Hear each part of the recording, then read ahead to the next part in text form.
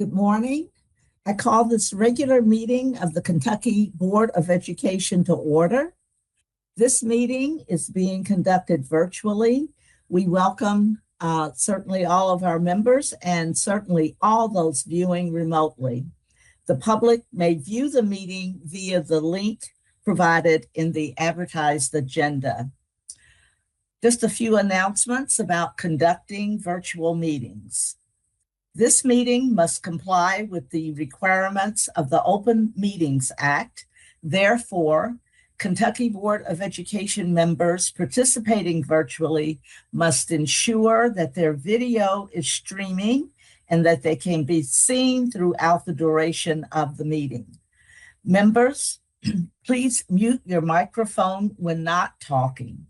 However, remember that all discussions must be broadcast to the public, so be sure your microphone is not on mute when you speak. Every time you speak during the meeting, please unmute your microphone, state your name, and take a short pause. For any items that require a vote, a roll call will be necessary to record each member. At that time, the member should state their name, pause, then state, "I vote yes" or "I vote no." Also, as a reminder, please silence any other electronic devices that may cause disruption to your sound feed. Now I will ask Dr. Jones to call the roll. Good morning. Holly Bloodworth. Holly Bloodworth, present. Harold McKinney. Harold McKinney is present. Justin Pate. Justin Payton here. Julie Pyle. Julie Pyle, present. Randy Poe. Randy Poe, present. Chair Sharon Robinson. Sharon Robinson, present. Lee Todd. Lee Todd, present. Steve Trimble. Steve Trimble, present. Vice Chair Lou Young. Lou Young, present. Harper Blake. Harper Blake, present. Alfonso de Torres Nunez. Alfonso de Torres Núñez, present. Secretary Jamie Link. Jamie Link, present. President Aaron Thompson. Aaron Thompson here. Chair, you have a quorum. Thank you very much. At this time, we will hear a report from the Education Professional Standards Board, and Vice Chair C.J. Fryer joins us for that report. Chair Robinson, I believe that Vice Chair Fryer was anticipating speaking at 9:10, so he has not joined us yet. So if you could move to the next report, he will be on shortly. I sure will. That brings us to Dr. Thompson to present a report from the Council on Post-Secondary Education. Thank you, Madam Chair. It's good to be with everybody today. And as you all know, this is the season. I'll call it not only season for cold and snow, it's the season for the legislature to be in, and budget season. All of us are waiting, anticipating. Hopefully we all have a good budget. Wish that for you all as well as we do post-secondary. I'm here to talk a little bit about what's been going on in post-secondary since the last time I gave this report. Happy to say that more students are enrolling, earning certificates, and completing degrees, especially at our community colleges. Our graduation rates are up. At our community colleges now, we have over 50% of those students starting that are graduating. 6 out of 10 undergraduate students now graduate debt-free. We're screaming this from the rooftop. You've heard all the stuff around that students are accumulating $120,000 plus in debt. Well, that's not here in Kentucky, if that's happening anywhere, but surely not here. We're going in the other direction. 6 out of 10 of every one of our graduates from our public institutions are graduating with absolutely no debt. And if you think about it and break it down with our community colleges and four-year institutions, 74% of those at the community and technical colleges are graduating with no debt, Dr. Pate, and 46% of our four-year publics are graduating with no debt. Interesting enough, those that do have debt in the last 5 years, the debt has been reduced by 34%.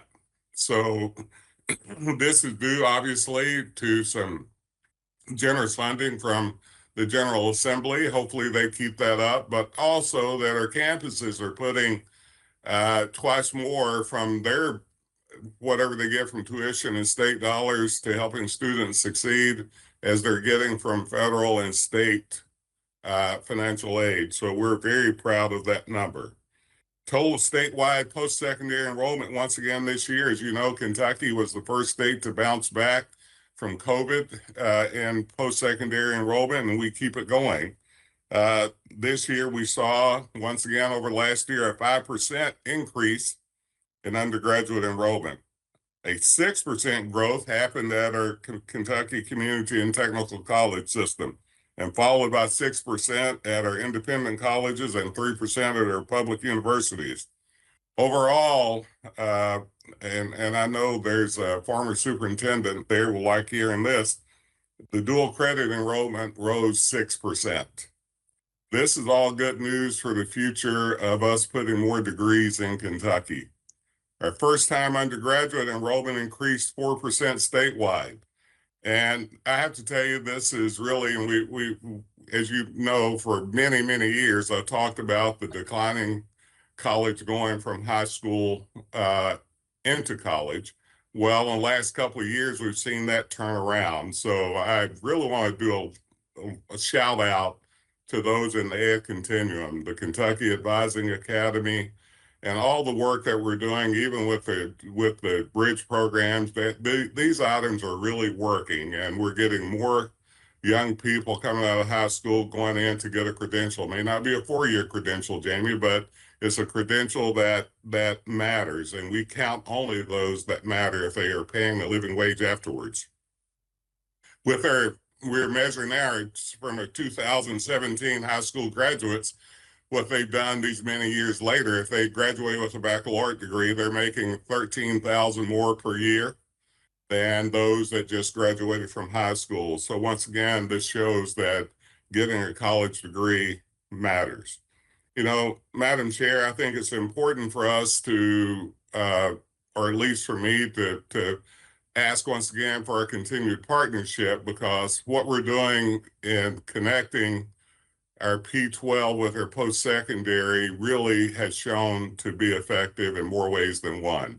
If you look at dual credit, we're almost at that 50% attainment mark we set several years ago to get to it. And these students that are taking dual credit are being very successful in college. And the same we could say about those kids that are going to college and get the kind of inputs that they need to be successful.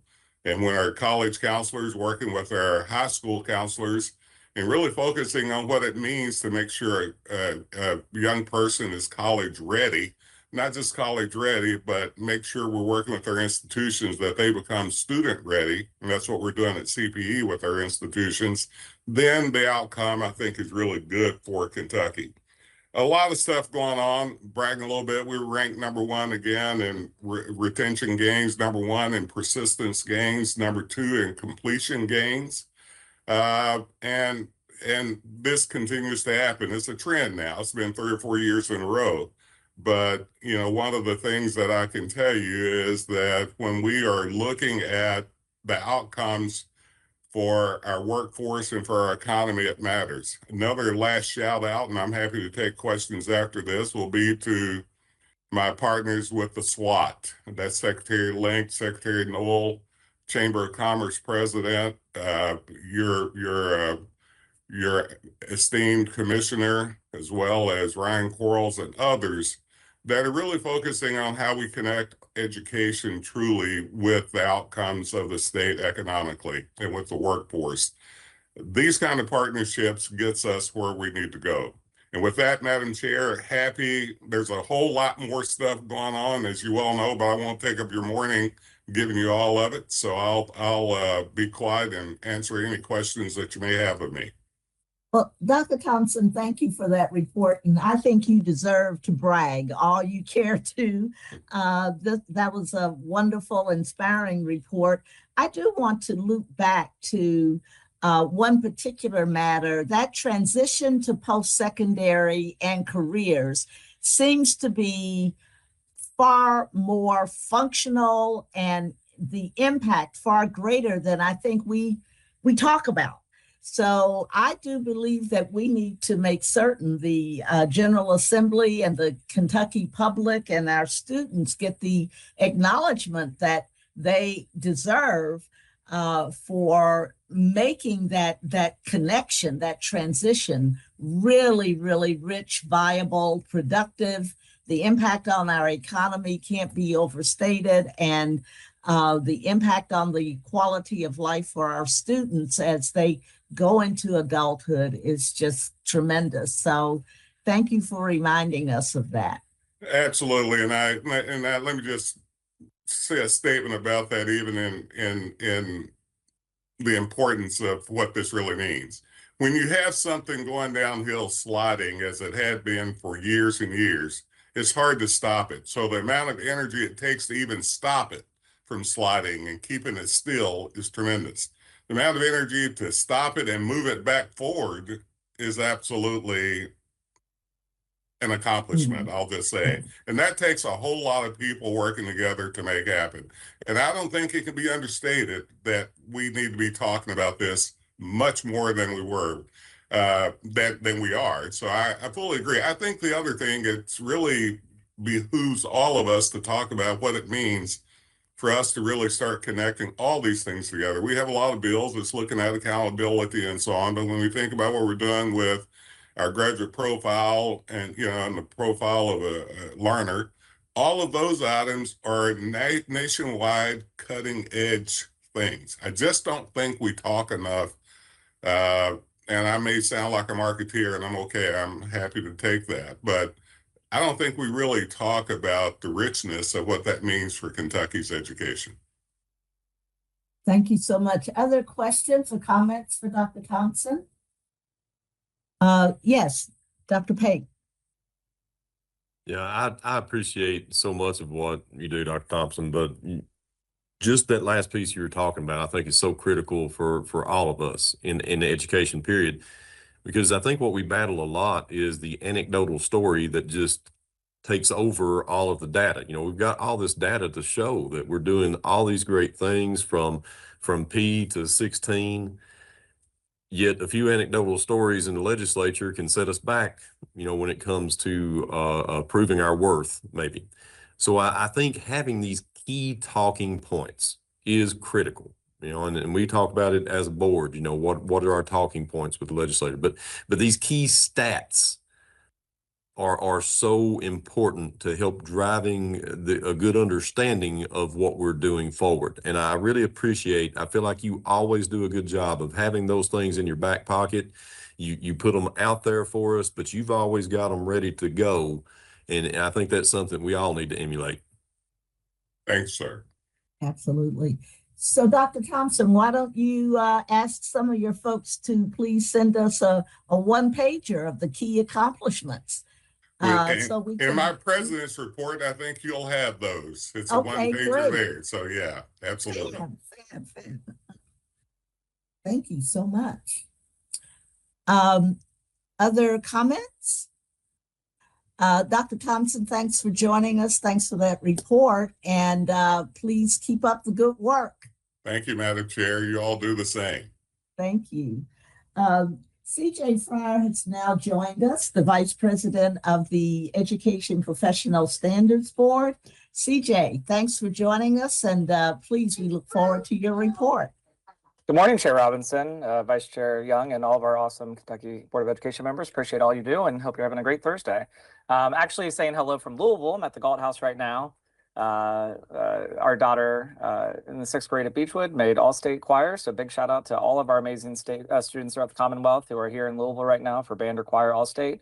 We're really excited to celebrate them, and sorry for any noises you might hear in the background. We brought the whole family down, so I'm in a hotel room with 3 other young kids. and my wife here. So Chair Amber Snell does send her regards. She was looking forward to giving the presentation herself this morning. She did want me and gave me permission to share that her husband did unexpectedly have a heart procedure this morning, which is why I am here. So if you guys can just send positive thoughts, prayers for Family's Way, I know that she would appreciate that a lot. So on to my report. The EPSB, we finished out our 2025 with our December 16th meeting. At that meeting, EPSB heard about the launch of a new artificial intelligence agent called Ask Diego. Hopefully you all know who Ask Diego is. Just go to GoTeachKentucky.com. He's that cute little triangle guy that I definitely think we need to get like a full life mascot costume for. But anyway, Ask Diego is being used on the Go Teach Kentucky website to answer questions from all of our website visitors. We found lots of great success with it already. EPSB has also continued our educator preparation provider spotlight that Chair Snell has kicked off in the last year to highlight the amazing efforts that are underway in our EPPs and our Kentucky colleges and universities. We had Dr. Todd McCardle from EKU and Dr. Cleta Parsley from the University of Pikeville, both at that meeting to provide presentations on the great work that's happening at each of their institutions. And that EPP spotlight, I know not all of the open session stuff is always top riveting things for people to feel like they need to go back in and watch, but that is definitely a highlight for me. I love our EPP spotlight. So just a friendly reminder to everyone watching and all of our awesome board members here that the KBE Media portal, of course, does have that archived if you want to see their presentation. And Kentucky Teacher also published an article covering their presentations. As far as 2026, we kicked off the new year with a virtual meeting on January 5th and then an in-person work session on January 21st. During that work session, members dove into current initiatives around educator recruitment, development, preparation, certification, and ethics. This was a really fantastic way to start our new year off together as a board and really focus on our mission to advance the teaching profession and support the growth of educators throughout our Commonwealth. Our EPSB board will meet next on February 17th. We've also had multiple members sign up to assist with this year's Educators Rising State Conference, also in Louisville. This is a Kentucky's one-of-a-kind event dedicated to cultivating the next generation of our outstanding educators, high schoolers, right, even sometimes down to middle schoolers who are considering entering the greatest profession here of teaching. As a reminder, I think you all know, but the conference is March 5th at the Kentucky Exposition Center in Louisville. And if any KBE members are free to attend this year's conference, especially as we're going to have a good EPSB presence, I really encourage you to reach out to Dr. Brewer, and she'll provide more information about how you can help out that day and be there. At this time, I'm happy to answer any questions that any board members have. Thank you so much, CJ, and please assure Amber that we're with her in fervent prayer and claiming a good outcome. Amen. Are there questions for CJ? Lou? Hi, CJ. I've been following the certification bands change that your work group has been presenting, and I saw that LSAC got to hear about those. Where are we in that process, and how's the feedback going?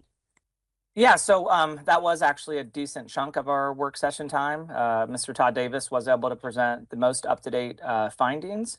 Dr. Brewer, I don't want to misspeak on the exact timelines. I don't have my notes in front of me as I was not planning on being here this morning. Do you have any of the specifics offhand, Dr. Brewer, on what that potential timeline is going to be looking like? So they are still working toward a June recommendation to the board, but because there is a significant amount of consensus building, it may be sooner than that they can bring that recommendation forward. I feel certain people in the field will be happy about the additional flexibility that the increased bands will afford. Yeah. Thank you. I agree, Vice Chair Lou, and I just do want to echo that task force has done such a phenomenal job. We've had great representation from all different stakeholders on that. And I know they've been very thoughtful and intentional in the recommendations they presented. Our biggest thing, of course, is still protecting and elevating the teaching profession and not lowering the bar. And I don't think anything that we're recommending is even close to that. In fact, it's, to your point, giving greater flexibility, doing what's right for students and schools. So it's going to be really exciting changes. Overdue a little bit, I think, too, but we're happy that we're taking care of it now. It is really, really gratifying to see the work that we're doing together. The certification band effort is just amazing. And it will represent a huge check mark on the get it done column because it needs to be done. And the profession is is really authorized. It's in the wheelhouse of the folks who know best about how to get it done. And I feel our collaborative research effort will produce insights and suggestions that will be so informative to our work going forward, focused on retention. And is this a career that can hold its talent because it's utilizing its talent to the maximum and fulfilling professional aspirations of our colleagues in the profession? Other comments? Yes, Alfonso. So I have to say, first of all, thank you. And second of all, you mentioned about the Ask Diego and the Go Teach Kentucky. So credit to where should be going, where you or EPSB or the Office of Technology at KBE. I was just curious, and I played actually with the tool in 5 major languages: Spanish, French, German, Arabic, and Russian. And they all work fine. And what is more important, languages like Spanish, French, and German, we are talking about alphabetic languages. When it comes to Arabic, and Chinese, and Japanese, and Russian, we are talking about languages that use other type of systems. So even using those characters, the tool still works and works well. So I want to really appreciate very much the work put into this. And piggybacking on what Chair Robinson said, I think it's also accessibility, making access to people who may be interested in our profession. I think this makes things accessible in a way that perhaps we didn't have before. So credit to wherever it needs to go, but as a person who is multilingual, good job. I'm so thankful to hear that feedback. I appreciate you taking the time to explore all that Ask Diego has to offer. And if you do notice anything that falls short of our expectations, please let us know that, because we want to make it the best product we can. Thanks so much for that feedback. Well, thank you. Further comment? CJ, it sounds like you've got a busy day ahead, as they all are, I suspect. Thank you for taking the time to join us. And again, we will keep Amber in our thoughts. Great. And I appreciate all the work you're doing. Thank you. And I look forward to being together with some of you in those committees that are coming up.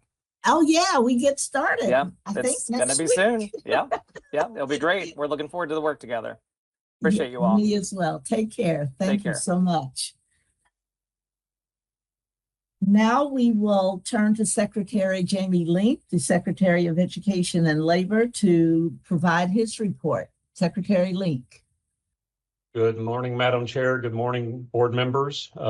Great to see you. Wish we were in person, but great to see you nonetheless. My report will be relatively brief. And like Dr. Thompson said, I think the legislative session is certainly top of mind right now, and in particular, the budget. As all state agencies are watching to see how the budget progresses through the General Assembly. The governor made his recommendation, of course, and then the House has dropped their budget. So we're keeping a close eye on all of that. Our cabinet's agenda is relatively light when it comes to legislation, but of course, we're watching numerous bills that either impact our cabinet directly or indirectly. So it's a day-to-day thing. And we also watch the legislative calendar to count down the days that are remaining in the session. Just briefly, the temporary federal shutdown had a very minor impact on our cabinet, basically just some reports being delayed. We saw no funding issues or anything like that. So glad that was resolved in fairly short order. Obviously, the Pre-K for All initiative that Governor Beshear has put forth is very important to him, to us, in the workforce area, because we certainly recognize the educational benefits of pre-kindergarten and becoming ready for primary education. But we also look at it from the workforce angle. the ability for parents to have a safe place for their children to go so that they can go to work and pursue their career. So I think there's a double benefit to pre-kindergarten, and we're hopeful that the General Assembly will support that. And again, we'll be watching that very closely as we go through the session. I've mentioned before, one of our big projects in the cabinet with our Office of Unemployment Insurance is replacing a 30-plus-year-old antiquated computer system.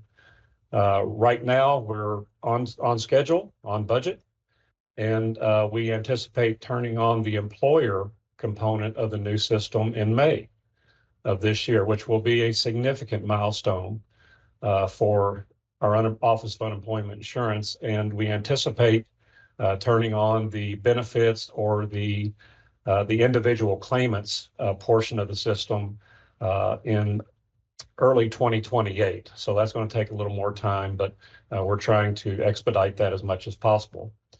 The last thing I just wanted to mention to the board is we have been working with and supporting the Department of Corrections and KCTCS on a proposed project that they have before the General Assembly to build and create a reentry campus at the North Point Training Center in Boyle County. This will allow for inmates who are transitioning from incarceration to society to obtain job training, skills training prior to release, so that when they are released, they can start a new career and a new path.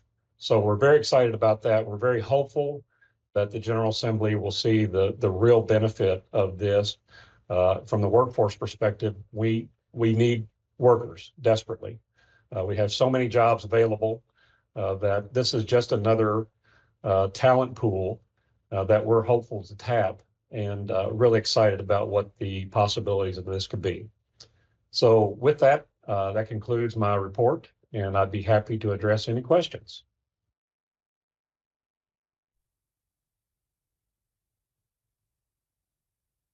Chair Robinson, Sorry. I believe you're. Thank you.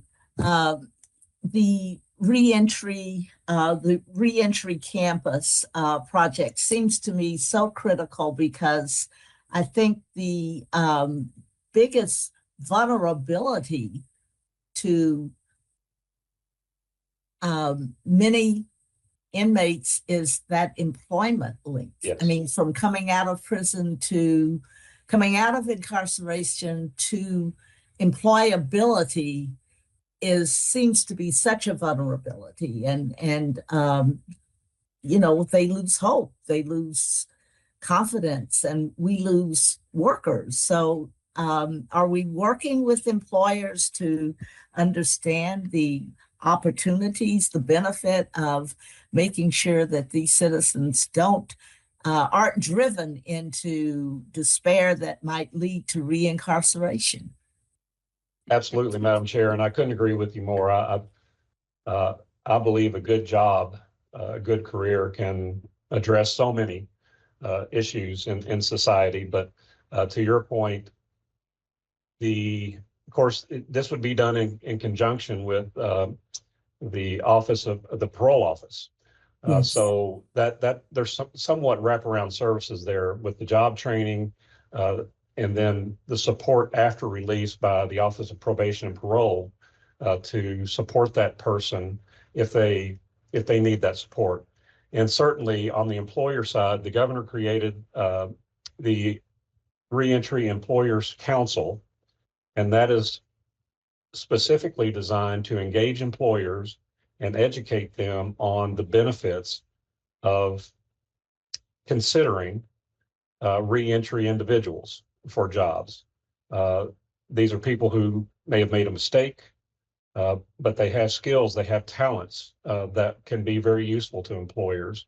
So like we do with many other aspects of workforce development, the employer engagement is perhaps the most critical thing, because the employers are the ones with the jobs.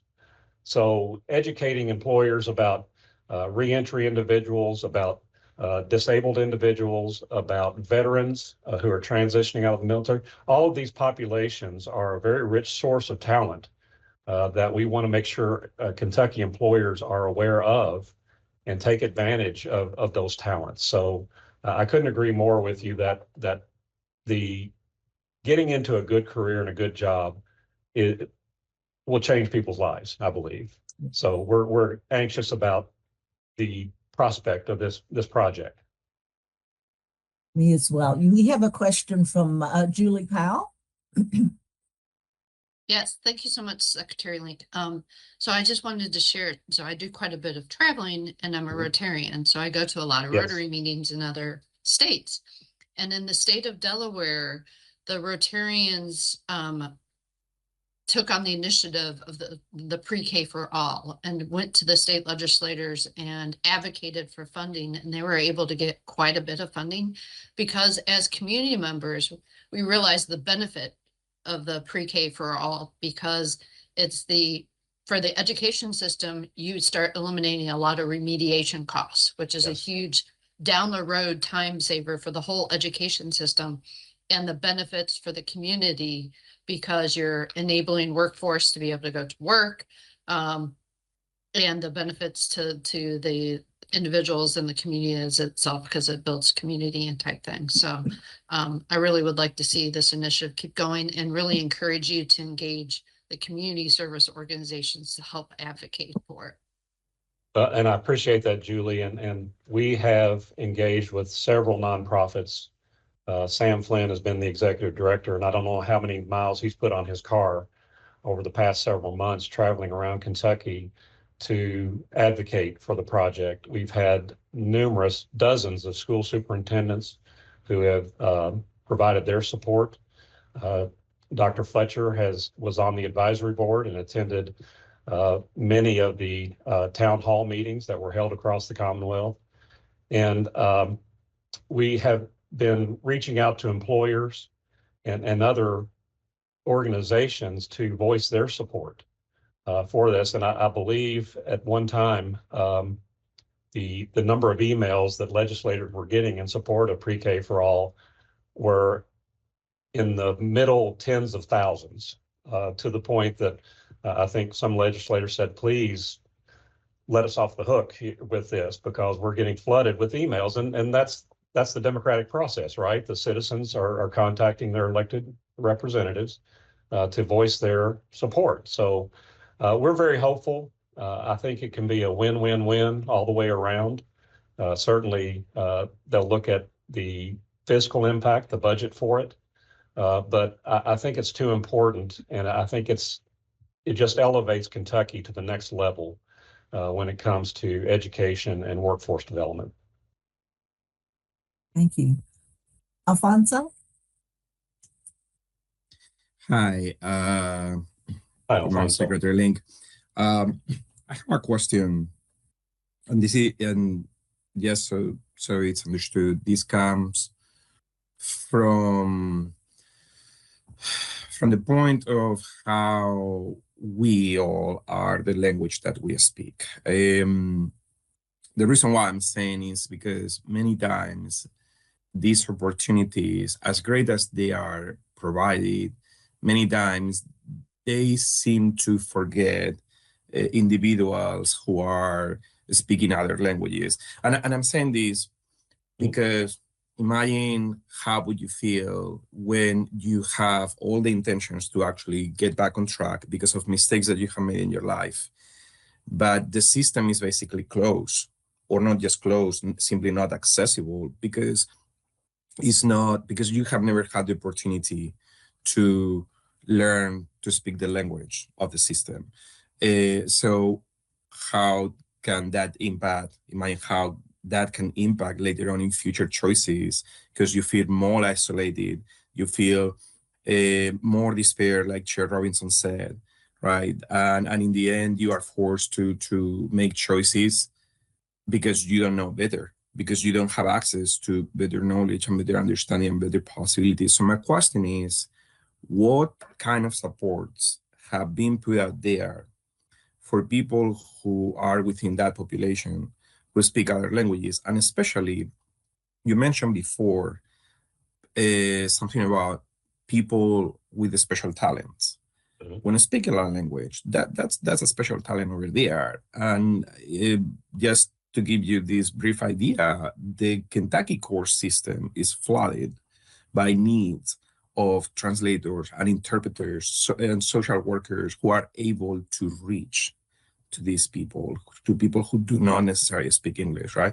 So what supports have been put out there for those individuals, and not just after the fact, but also before the fact in terms of prevention.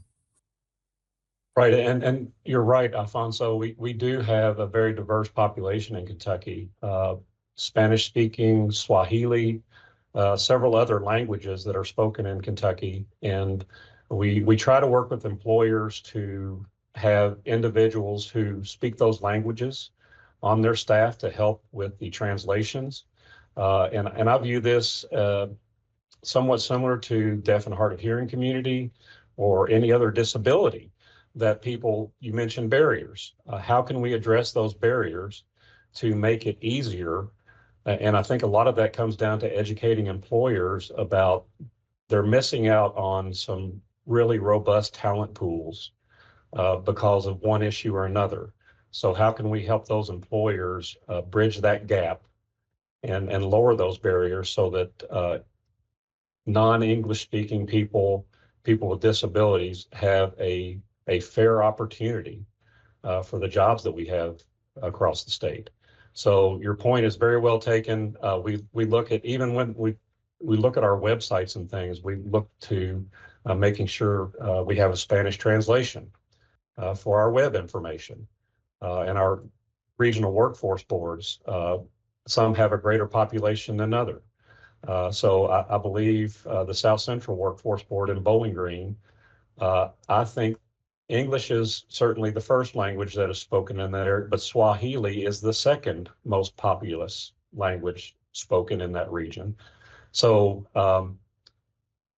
those are things that we're working on to try to lower those barriers and make it easier for people to connect with employers and employers to connect with people and overcome that language barrier. If you are looking in the area of Louisville, there are several nonprofit organizations that are making a tremendous job over there, like Luce, Adelante, La Casita.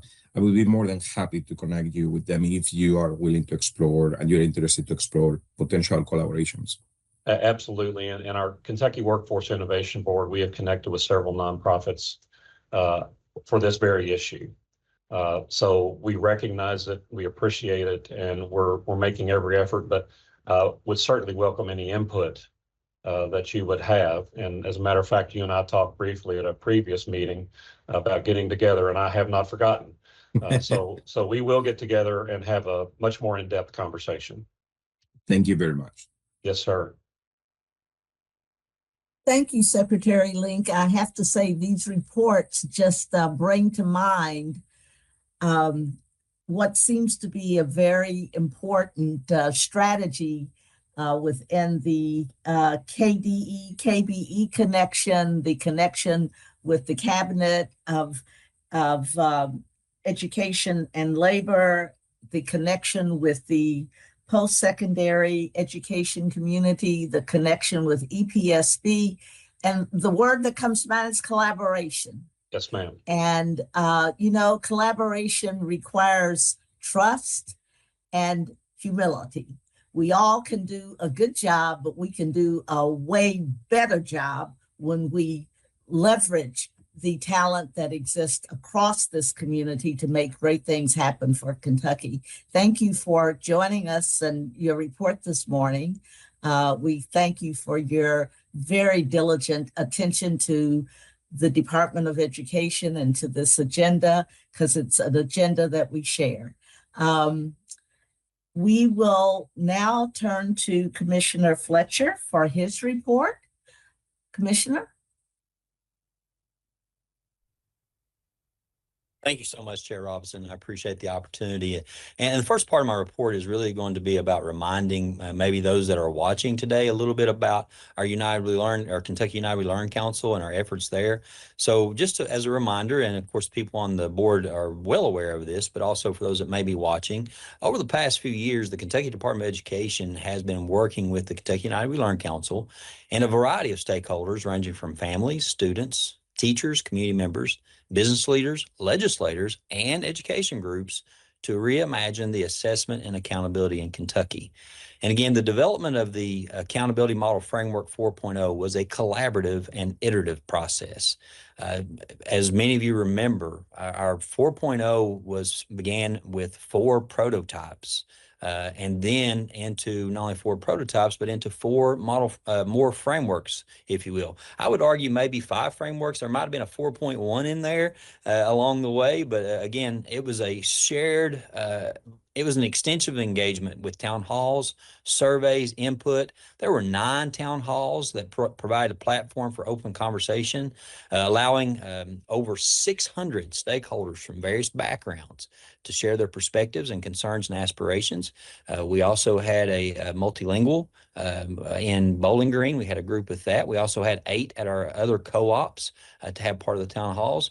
But these sessions really fostered transparency and encouraged direct feedback, while multiple surveys with hundreds of participants captured a broader range of opinions, ensuring that the voices of those unable to attend in person were still heard. But by thoughtfully analyzing the input gathered from these avenues, the Kentucky United We Learn Council was able to identify critical themes and areas for improvement in our current system.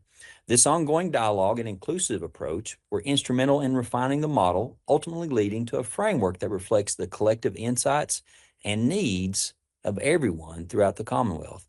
The journey to Accountability Model 4.0 demonstrates how genuine participation and feedback can drive meaningful organizational change. And also, as I mentioned yesterday, we do have House Bill 257, which doesn't really get us to our original moonshot. And just as a reminder, it was to build a prosperous Kentucky. We will launch an accountability system that is meaningful and useful to all learners. But I will say it is an important first step, a launch, if you will, to get us closer to that landing. I do want to take an opportunity here to also thank Representative Tipton. Representative James Tipton yesterday in the committee meeting took time to emphasize the work of the Cool Council, the diversity of the group that's a part of that, in the primary and secondary education committee. And again, 257 began with Representative J.T. Payne, as a bill, I should say. It began as a bill, Representative J.T. Payne of Henderson County, who filed House Bill 257. And again, it was heavily influenced by the Kentucky United We Learn Council. And the bill includes locally developed indicators of quality, formerly known as local accountability, and state accountability that meets federal requirements. Local indicators of quality would include flexible options for districts to set their own indicators in collaboration with their communities. I am very thankful for the thousands of Kentuckians who've contributed to this piece of legislation, which passed out of committee yesterday. So residents from across the state did let us know what they wanted to see in their students' classrooms, whether it's by completing a survey, attending a town hall, or by participating on our council, on our Kentucky United We Learn Council. And these efforts have contributed to legislation that encourages collaboration among our districts and communities to ensure meaningful learning experiences for all students. I would like to emphasize also too, the legislative process is a long journey. This was an important first step to have it read in the committee and to have it pass out of the committee. And I'll have to double check to see where we are on our readings, but hopefully this will make it to the House floor. I will say there'll probably be other extensive discussions. I know there's a lot of interest as far as interim assessments. There's a lot of interest as far as adaptive assessments. Some other areas that we'll be bringing back forward in committees and talking to legislators will be the part about adding where chronic absenteeism was added and what impact that has. But we'll also have talk about the color system. One of the things that our committee, the Kentucky United We Learn Committee, really emphasizes that collaborative effort. And we're looking at how districts can work together. And we're not looking for that competition of sorting. We're really looking for a collaborative effort as we move forward. There are other parts that, again, I'll send some more points to our board a little bit later today talking about House Bill 257. That way you'll have the information in front of you. I'm sorry, next slide, please.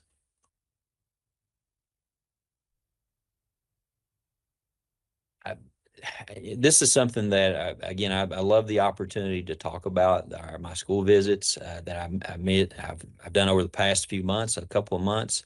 And as you know, one of my priorities is to do school visits and to hear directly from students. Again, directly from students and administrators. I recently visited the Kentucky School for the Blind and the Kentucky School for the Deaf. The Kentucky School for the Deaf is committed to equipping deaf and hard of hearing students with linguistic, academic, social, and transition skills to reach their full potential. And the Kentucky School for the Blind is committed to providing comprehensive educational services to all Kentucky students who are blind and visually impaired. I will share a couple of stories. First of all, at my visit to KSD, I was watching students do meticulous work on refurbishing furniture in their carpentry class. I was so amazed by the attention to detail students were making. As a matter of fact, there's a beautiful Adirondack chair that was produced by a young lady there. It was unbelievable. And also, too, I wanted to share that, I don't know if you can see this or not. Here we go. KSD also laser engraved a plaque for us for the Kentucky Department of Education, and it was by the students of the Kentucky School for the Deaf. This is on display out in our hallway, or it will be back in just a few moments. But also, too, robotics. Our KSD students are competing in a robotics competition. I think it's the first robotics league group where they are programming robots to move wiffle balls to one area to another, and then also taking on that manual operations of those and remote control, but building those robots from the ground up. Again, the list goes on and on. I also want to commend Principal Petrie there. He has also put together a mini distribution center so students can kind of get that feel of getting a work order, making sure they pay attention to the work order, and then deliver materials out throughout KSD to teachers and others that may put in the work order. It was almost like their mini little Amazon setting, if you will. So again, so many great things there at KSD, but by the same token, opportunity at KSB. The Kentucky School for the Blind, I was able to go in classrooms. I think in my report in the board book and on the portal, you see a picture of me with some students there. But at KSB, I was able to not only visit classrooms, but I got to watch the elementary dress rehearsal for a Christmas program. The pianist, the young man that was playing piano, was phenomenal. Of course, one of my favorite parts were the handbells that the young students were doing. So that was so much fun. But also, too, we do have a bowling alley at KSB. And I must say that I am thankful that my partner was carrying me in the scores because I wasn't doing very well. So it is amazing to see how those students interact, how they are just so thankful for the opportunities they have. But again, I was definitely not the gifted bowler in the room, obviously. But again, the visit to KSD and KSB was a blessing for me, and I'm so thankful for that. Next slide, please. A little more of an update from, we'll start with KSB. I've included a few photos from recent events at the KSB. On the left is a picture from KSB's You Are the Music in Me concert. The 9th and 10th grade musicians presented an impressive program of solos, duets, and trios that showcase their growing skills, musicality, and confidence. Special recognition was given to 3 students who transitioned to new instruments this year, a great accomplishment. Pictured on the right is a small group of high school students who attended the KSB Entrepreneurship Summit. In addition to meeting peers with visual impairments from across the state and experiencing an empowering atmosphere centered on independence and leadership, students enjoyed meeting with Kyle Kuhn, a blind Paralympian. Students listened to his powerful story and asked questions, and even received signed copies of his book. Again, applause to Principal Peggy there, Sinclair Morris there, for the work that she's doing. She is so involved, and to our hearts still go out to the family and to KSB. I'm sorry, to KSB for the student that passed away earlier. Our hearts are with Anthony's family. Also for the Kentucky School for the Deaf. Next slide, please. Some great interactions here for KSD. The pictured at the left is the career and technical students visiting Bluegrass Community Technical College to explore robotics and advanced manufacturing programs. Students toured instructional labs, observed demonstrations, and learned about current technologies used in modern manufacturing careers. On the right is a picture from when middle and high school colonels attended the showing of FDR's Very Happy Hour at Actors Theater of Louisville. The experience was particularly meaningful as students observed deaf representation on stage and witnessed ASL integration into a professional theatrical performance. Following the performance, students participated in an informal meet and greet with the actors, and this experience reinforced themes of communication, community, and accessibility throughout the arts. As I'm happy to say, you've seen some great examples of vibrant learning going on at both KSB and KSD. Next slide, please. From our area technology centers, I want to close my report with a few updates from the Kentucky's ATCs. First, at Breckinridge County ATC, which serves students from Breckinridge County, Cloverport, and Hancock County, is proud to announce that Kylie Carey has been selected for the rigorous 2-year Nucor Technical Academy. Kylie will begin with 6 months of on-site training at Nucor's mill in Brandenburg, combining online coursework with hands-on experience in a world-class steel manufacturing environment. Also, she will then transition to Nucor's Tuscaloosa, Alabama mill for the next 18 months, alternating 2 days a week in formal instruction with 2.5 days of paid real-world work. Kylie's training in both the industrial maintenance and welding programs has prepared her to build advanced technical skills, earn industry-recognized credentials, and step into a high-demand career. Congratulations, Kylie. I do have a special place in my heart for welders. We wish you the absolute best.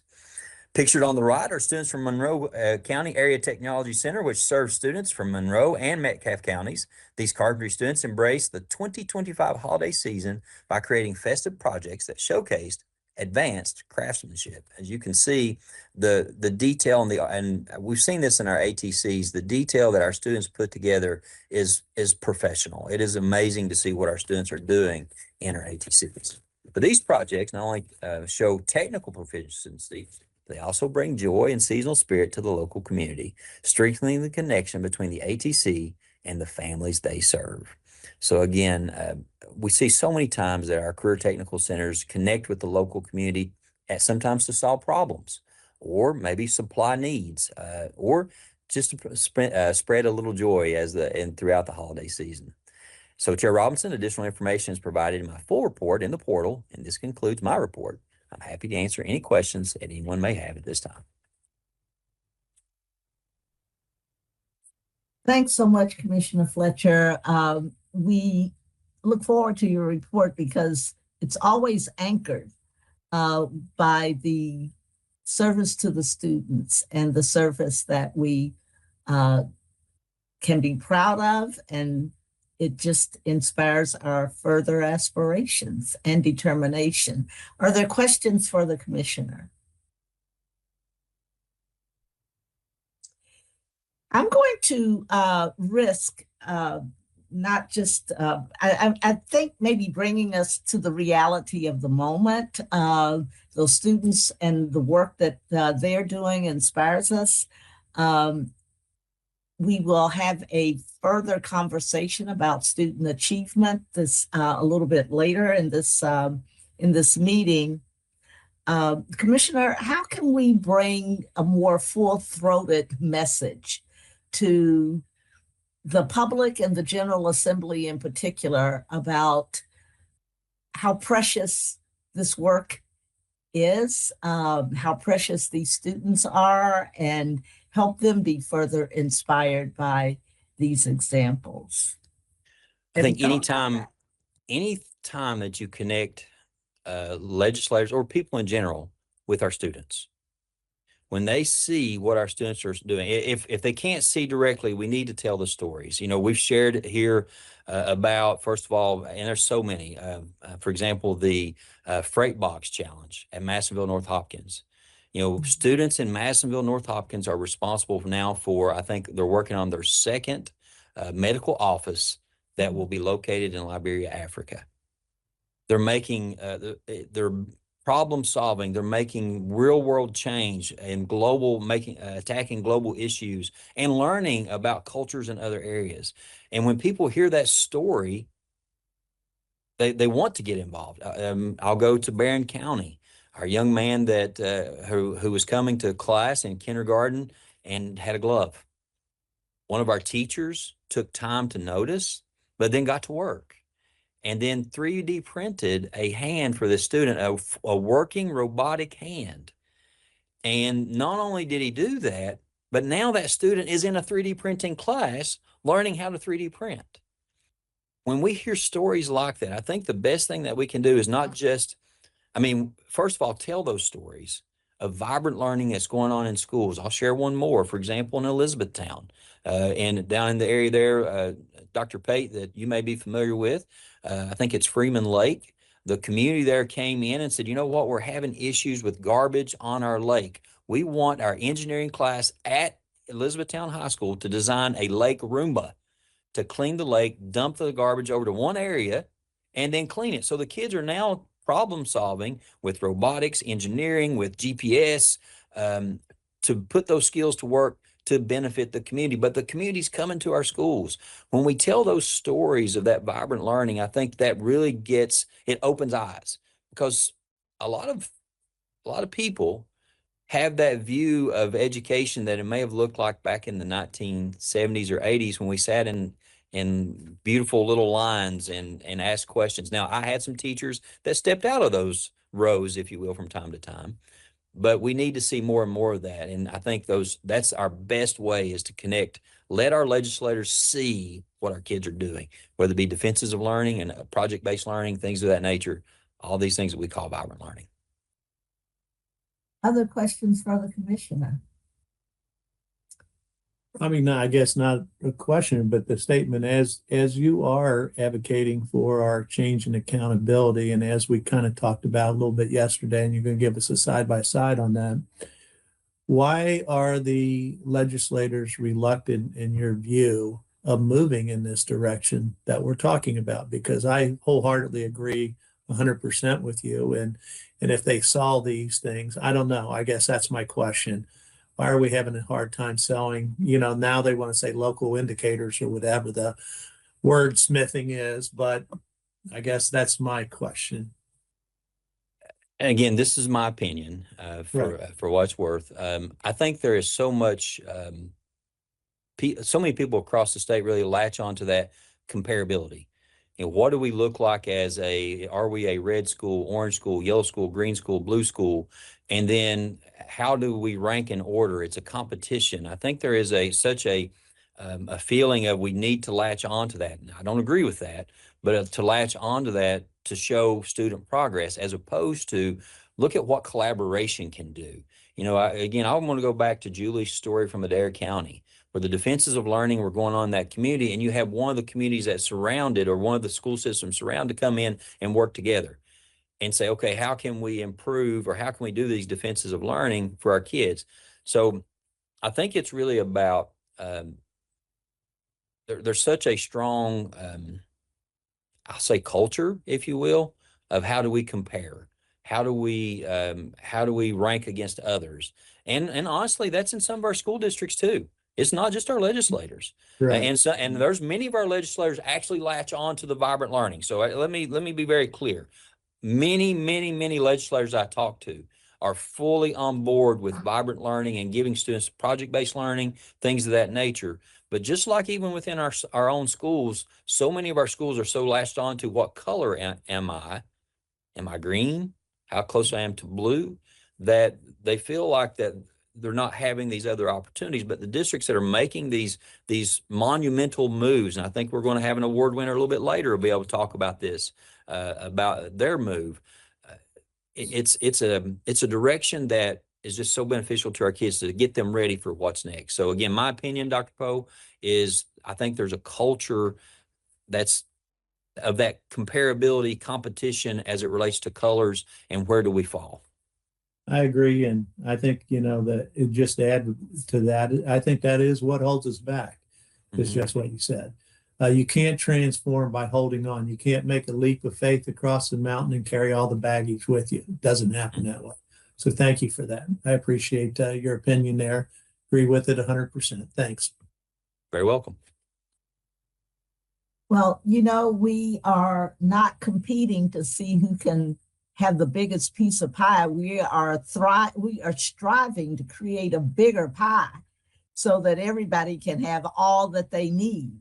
It's two different worlds. That's a perspective. And I don't think those who perhaps are reluctant are opposed to making a bit bigger pie, but they have to make sure their piece is adequate or what they desire. If I may add one more thing, Chair Robinson. Yes. Thank you so much. Please. I think the emphasis on career technical and seeing the projects that are coming has brought our legislators a long way, because they're seeing vibrant learning, they're seeing projects that matter, they're seeing project-based learning. And now as we're getting that across the curriculum, that people are seeing more and more of that, because I think everybody that you can talk to will tell you, every legislator will tell you that kids are more than just a test score. They are much more than just a test score. Well, okay, let's put that into legislation. Let's make that move forward. Let's make that move forward to say, we really believe that kids are more than a test score. They are about transitioning over to a career. They're about, they're about art. They're about music. They're about demonstrations of learning. They're about those project-based, those passion projects they want to learn most about. I'll share a story with my own son. Once my son got to be a welder, the world just opened up because he didn't have to worry about the ACT anymore. He was more worried about that technical document.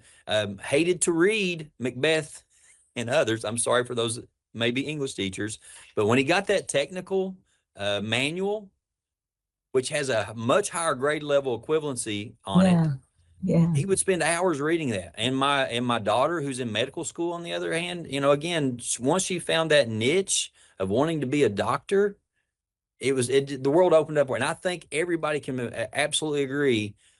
Our students are so much more than just a test score. Again, I'll get off my soapbox there. Thank you so much, Chair Robinson.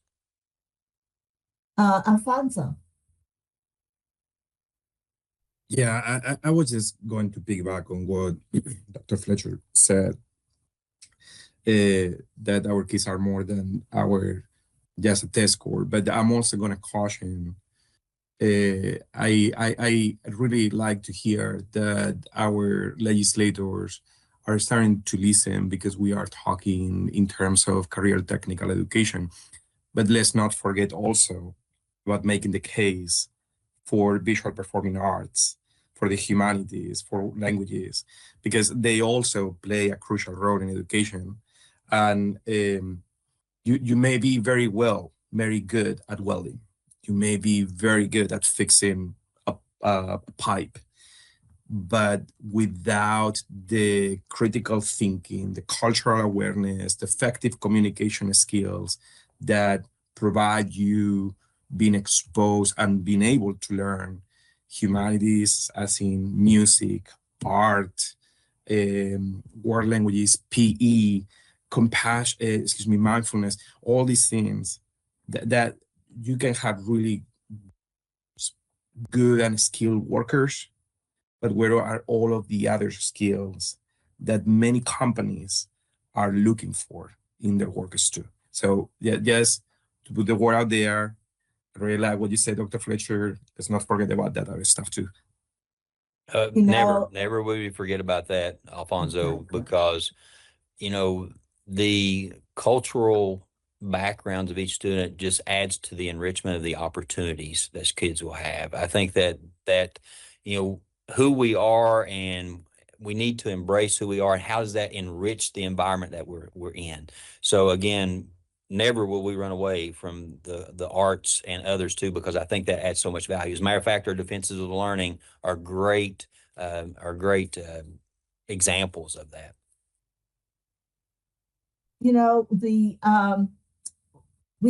That's a wonderful segue into our next review item, the state of career and technical education. We have to present this report, Dr. Beth Hargis, Policy Advisor, Dr. Lauren Graves, and Division Directors Beth Engel and Tom Thompson will be making this presentation. We are well into the subject, I would say. So please, Beth. Thank you so much to all of the board members and to Dr. Fletcher for your obvious support of career and technical education. We are so very blessed to work in this area. So for the sake of time, I'm going to throw it directly to Dr. Graves to kick us off. Thank you. Thank you and good morning. We are happy to provide an overview of the state of career and technical education in Kentucky and want to share that Governor Beshear will be signing the CTE Month proclamation during the Team Kentucky meeting on February 12th at 12 p.m.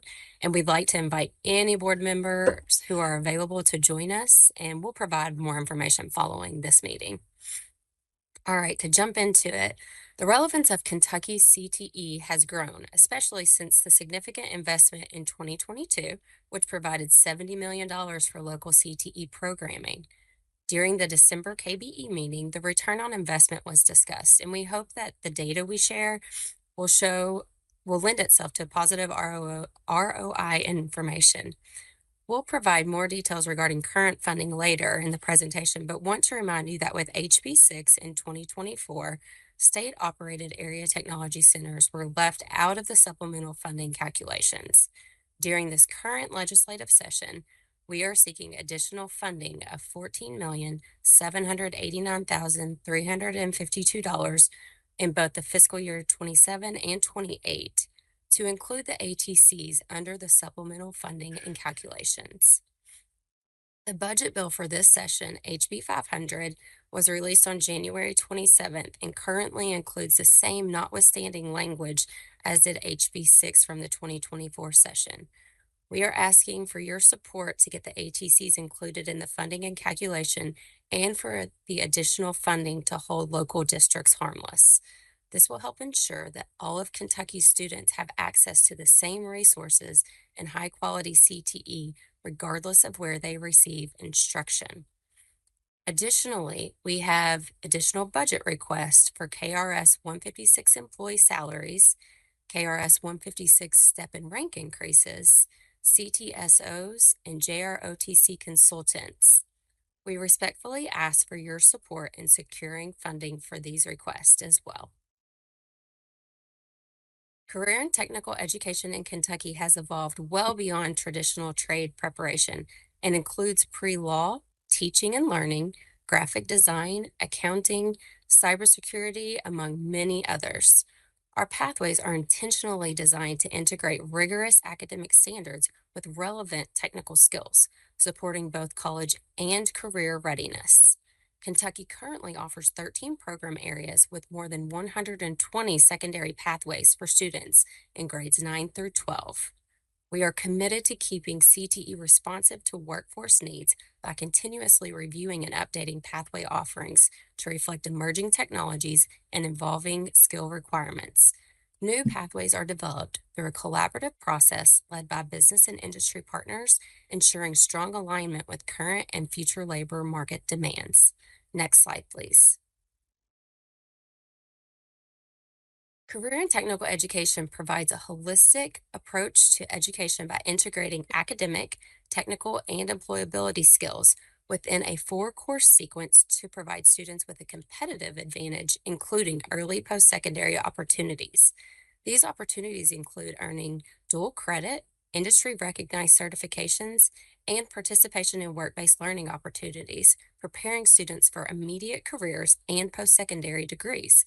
We are equipping students with the skills needed to address workforce gaps and contribute meaningfully to Kentucky's economy and communities.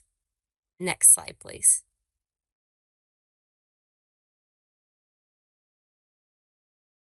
I will turn it over to Beth Engel if she is available. I'm here. Thank you, Dr. Graves. All right, thank you. As you can see, this slide provides a snapshot of the 2025 school year, and it shows 145,369 individual students in grades 9 through 12 who participated in CTE during the 2025 school year. 14,253 graduates earning more than one post-secondary credential, and these include the articulated end-of-program assessments, industry certifications, CTE dual credit, work-based learning, co-ops, internships, apprenticeships, and career-ready alternate assessment. 83.8% of students participating in CTE earned a concentrator status, meaning they completed at least 2 credits in a KBE approved 4-course sequence pathway, and 99.37% of CTE concentrators have graduated. 76,134 students participated in a career and technical student organization, often referred to as a CTSO, which offers co-curricular resources and opportunities for students in CTE pathways. Next slide, please. Since the 2022-2023 school year, the number of students in grades 9 through 12 participating in CTE and the number of graduates earning more than one post-secondary credential, which is significant for student outcomes, has risen. We see a slight 0.3% decrease in CTSO membership, and we are working to increase this for the current year. Next slide, please. Now, continuing the trends, we have increased in our concentrator graduation rate from the 23-24 school year and have remained constant for the past 3 years.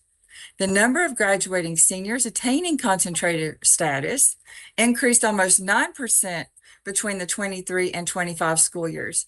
Keep in mind that the number of concentrators is a relevant data point.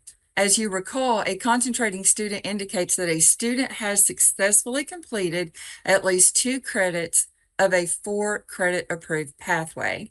From a skills standpoint, the student has progressed halfway through that pathway and is moving toward their completion status. Next slide, please. As you can see, our overall CTE career readiness has continued to increase and was 64% for the 24-25 school year. The orange columns show the total participation, while the blue columns indicate the numerator or the number of students attaining career readiness. The purpose of this slide is to show you that we are not only serving more students, but a greater percentage of students are graduating career ready. Next slide, please. Now, this slide shows our career readiness indicator trends for the 12th grade graduating cohort by indicator, which shows we have increased in all areas, including CTE dual credit, industry certifications, and work-based learning. Next slide, please. Often we hear that CTE students are going straight into the workforce, but our in-state college going rate for CTE graduates who have completed a pathway is higher than the state average for all graduates. Next slide, please. Now, of course, one of the department goals is to reduce chronic absenteeism, and we believe that career and technical education helps in that effort. This chart shows that students taking CTE courses in our ATCs have significantly lower chronic absenteeism rates than the statewide rate. And like the state, that rate is also decreasing. Now, we are only able to show data for the ATCs, but we will continue to monitor and encourage attendance for all career and technical education students. And I believe I will be turning over to Mr. Tom Thompson. Good morning. Happy CTE month. Our CTSOs are co-curricular, career-based organizations that offer resources and opportunities for students in CTE pathways to develop general knowledge, leadership, and technical skills by participating in activities, events, and competitions.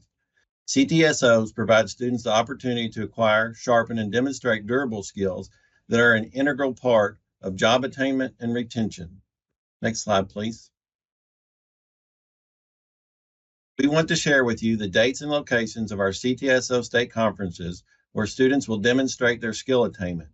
We invite you to serve as a judge at one or more of our competitions by using the links provided. We are also happy to provide those via email. I'll pass it back to Dr. Hargis. Thank you, Tom. And I hope that you all appreciate the trends that we've been able to show because, in years gone by, we've just had that single year. And so, we're moving toward the trends and really tracking those.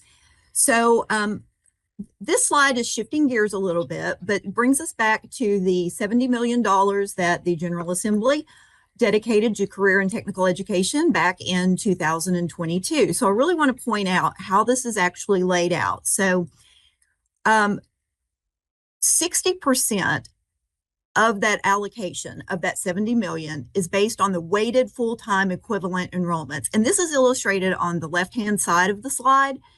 And 40% is based on high-quality CTE incentives, which is again shown on the right-hand side. And as you can see on the left-hand side, if you go down to that third box, it shows the calculation and amount for the statewide value of each local district's weighted full-time equivalency, which is $1,320.29. So likewise, the fourth box down on the right-hand side of this chart shows the calculation and amount for the per incentive value of each local district's high quality incentives that are attained by students. And then that is the $455.93. Now, it's also important to note that students can earn up to 4 incentives. And please also remember, as Dr. Graves pointed out, that this chart only applies to the local CTE programming. And so for the current fiscal year, 160 local districts received funding.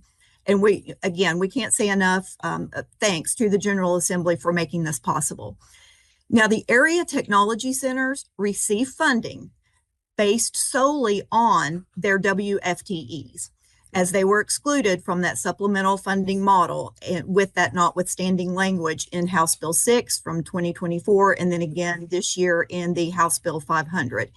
And so the weighted FTE value of an ATC student is $549.66. And so again, that's why we're asking for you to help us advocate for the inclusion of the ATCs into that formula so that they would have an opportunity to earn incentives for their funding as well. And then again, for that additional budget request so that we can hold those districts harmless. Right now, as you can see, or as you can hear, there is a huge discrepancy in the amounts that that they're receiving. All right, next slide, please.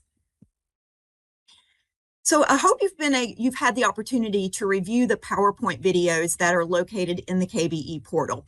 And so for time's sake, we're not going to play the first two, but I so want to encourage you to watch those if you haven't. One of them is Walter Cronkite, and it's based in the 60s, talking about the technology that's getting ready to hit and what that might look like. And, we've lived it, we're here. And it's really enjoyable to watch that. And then the next one is a young man whose father took him in, and they're talking about computers and what that might look like when this young man is an adult. And so it's really fun. It's exciting to watch. So please, if you've not had an opportunity to see those, I encourage you to jump back in and do that. But the one that we do want to show you is this one. And yes, here we go, I think. So before Glyptosan actually hits play, just so that we are working with business and industry to embed artificial intelligence and its ethical use into our pathways. And so while we can't anticipate all of the technological advancements that are going to hit, AI is here, just like the internet, and we can prepare our students to use AI to enhance the knowledge and skills attained through participation in CTE and academics. So Glyptosan, let's keep our fingers crossed, and if you wouldn't mind to hit play.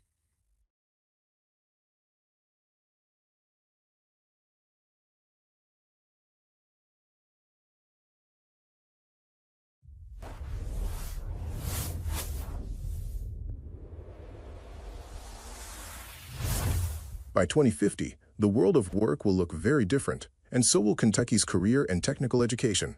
Artificial intelligence, increased automation, and rapid innovation are already reshaping how we learn, work, and live. In response, CTE will continue to emphasize ethics, creativity, and critical thinking, while advancing technical skills and empowering students to lead alongside AI and emerging technologies rather than competing with them. We won't fear the future, we'll shape it. We envision tomorrow's classroom experiences becoming deeply personalized. Artificial intelligence will help teachers accentuate tailored learning to each student and expand their workplace readiness and opportunities for credentials. Micro-credentials may become the norm, offering just-in-time credentialing for specific skills or competencies. CTE pathway development will expand into fields that are only beginning to take shape today, such as advanced manufacturing incorporating the use of AI-driven robotics, biotechnology and genetic innovation, cybersecurity and digital defense, sustainable energy systems, and AI-driven healthcare.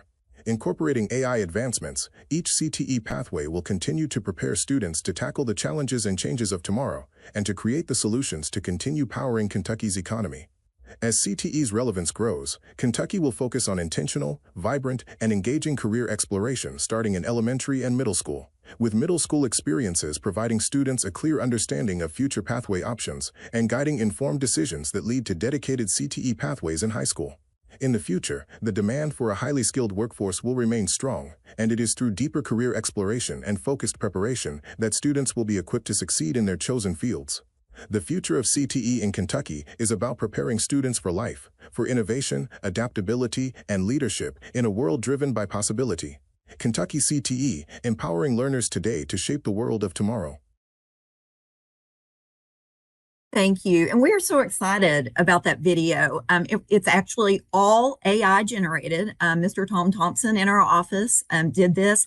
And there's a couple of little spots in there that really just kind of drive home such an important point for us, because artificial intelligence, it's only as good as it's that garbage in, garbage out scenario. And so there's a couple of spots in there. One of them is where the lady is holding the tablet and she moves her hand, but her thumb is still stuck on the tablet. So, AI is only, it's there for a tool for us to use and for us to enhance what we're able to do. And so I encourage you, as if you're able to go back and replay these videos, to consider yourself what education is going to look like in 25 years. And the rate of technology and the rate of change, it's going exponentially. So we need to, we've got to think about this. We can't let the future sneak up on us. And so we are working diligently with our business and industries to make sure that we are preparing students for those jobs that haven't even been created yet. And so I'm going to turn it back over to Tom to talk about some of that emerging technology. Thank you, Dr. Hargis. So we just talked about emerging technology and specifically in artificial intelligence. Presently, we have a local AI pathway at Warren County that will help us make informed decisions about AI statewide in CTE. As we discussed, we are looking at emerging technologies in academic and employability standards, as well as currently working to embed AI into relevant content standards where they naturally fall. I'll turn it back over to Dr. Hargis. Thank you. And now to wrap it up, next slide, please. Just wanted to give you an update on where we stand with our middle school career exploration. We may have mentioned this before, that we were the recipients of a grant along with 4 other states, and it's about middle school exploration. And we know that research shows that if you're going to talk to students about what they want to be, you don't wait until they get to high school. That, and I was one of those people that changed my major 3 times in college. So I was one of those people, but it was just back in the day, but we did not have a really good focused program on exploration, either at the high school or the middle school for that matter. But middle school is really where we need to start talking, or elementary is where we need to start talking to them about it. But in the middle school is where we really want to be able to set that hook. And so that the students are more able to make an informed decision when they're entering high school and they know what classes they need to take. So then it just provides that seamless transition to post-secondary, whether it's through a college, university, or whether it's directly into the workforce. And so as this work progresses, we will be providing updates, and we look forward to helping middle school students, figure this out. We will never hold a student in a pathway that they're not interested in. And sometimes that happens, and sometimes that can be the biggest blessing, because you don't want a student to go all the way through college only to graduate and say, I hate what I'm doing for a living.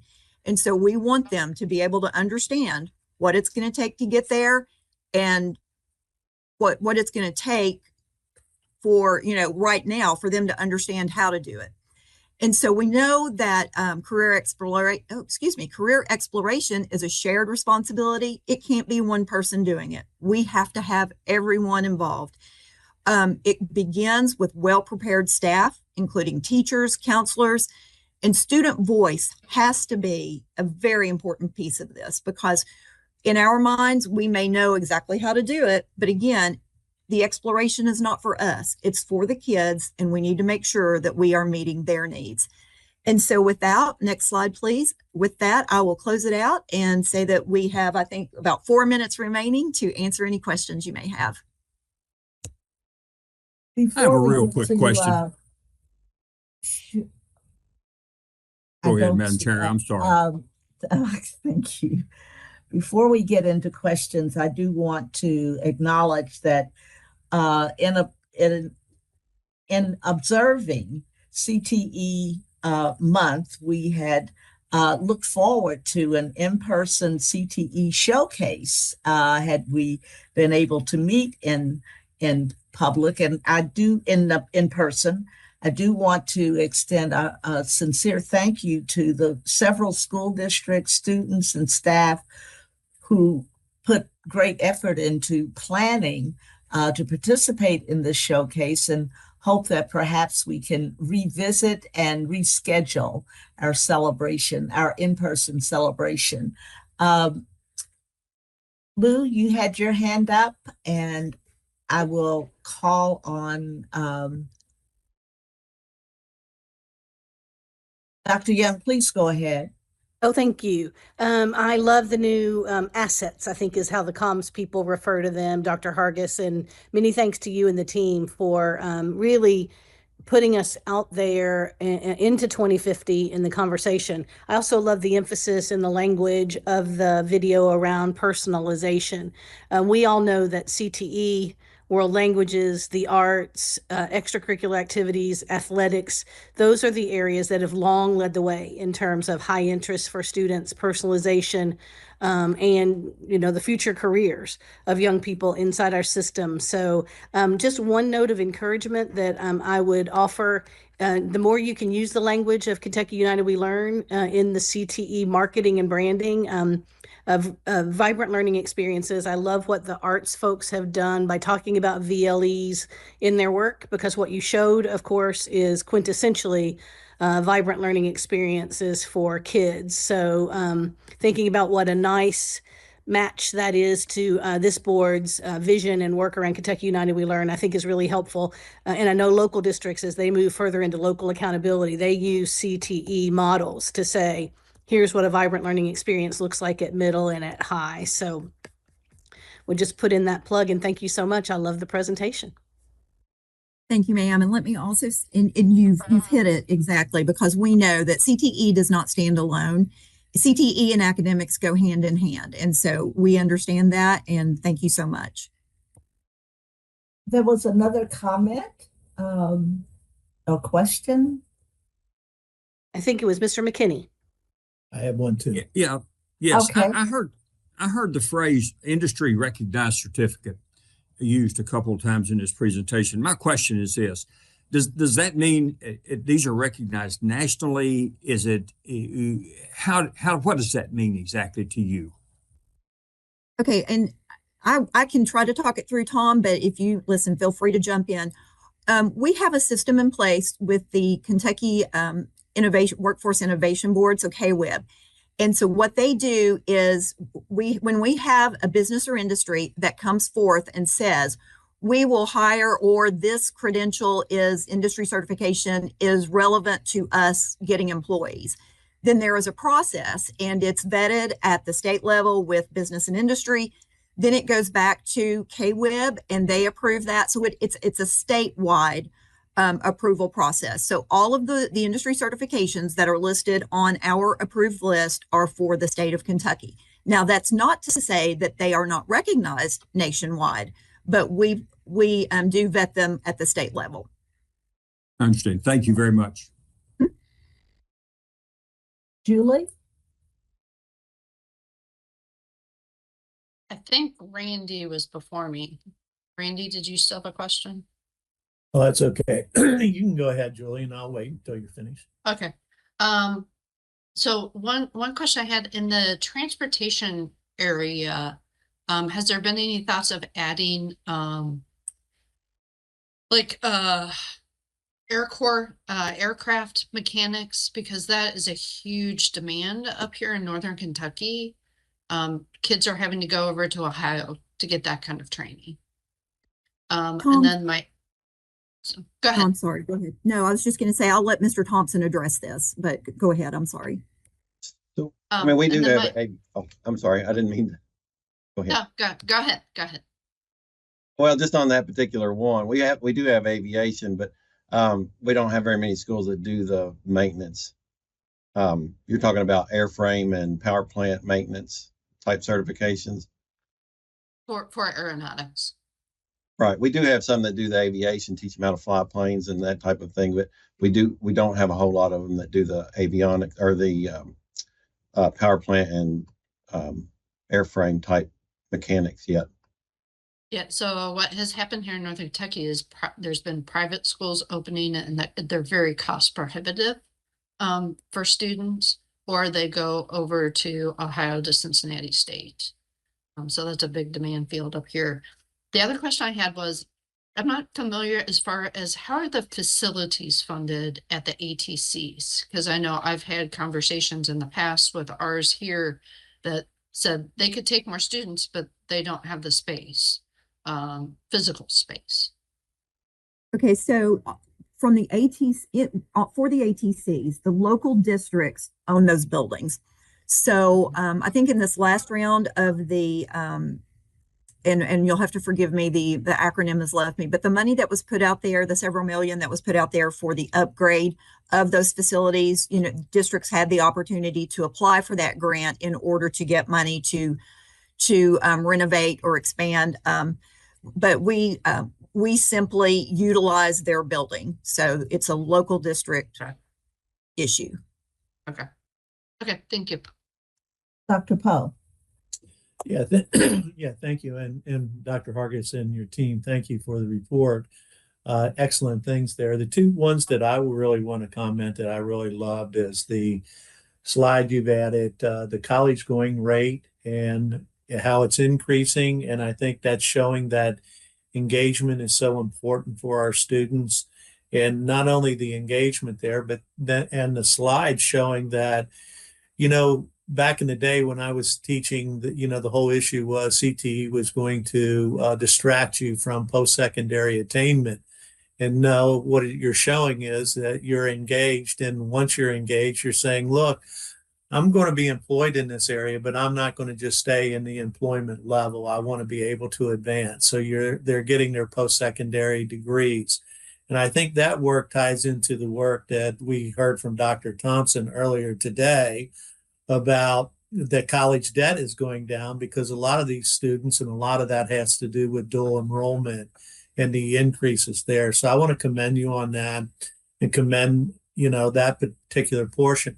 And the reason why I'm saying that is I was very disappointed in the budget that came out that is holding us frozen.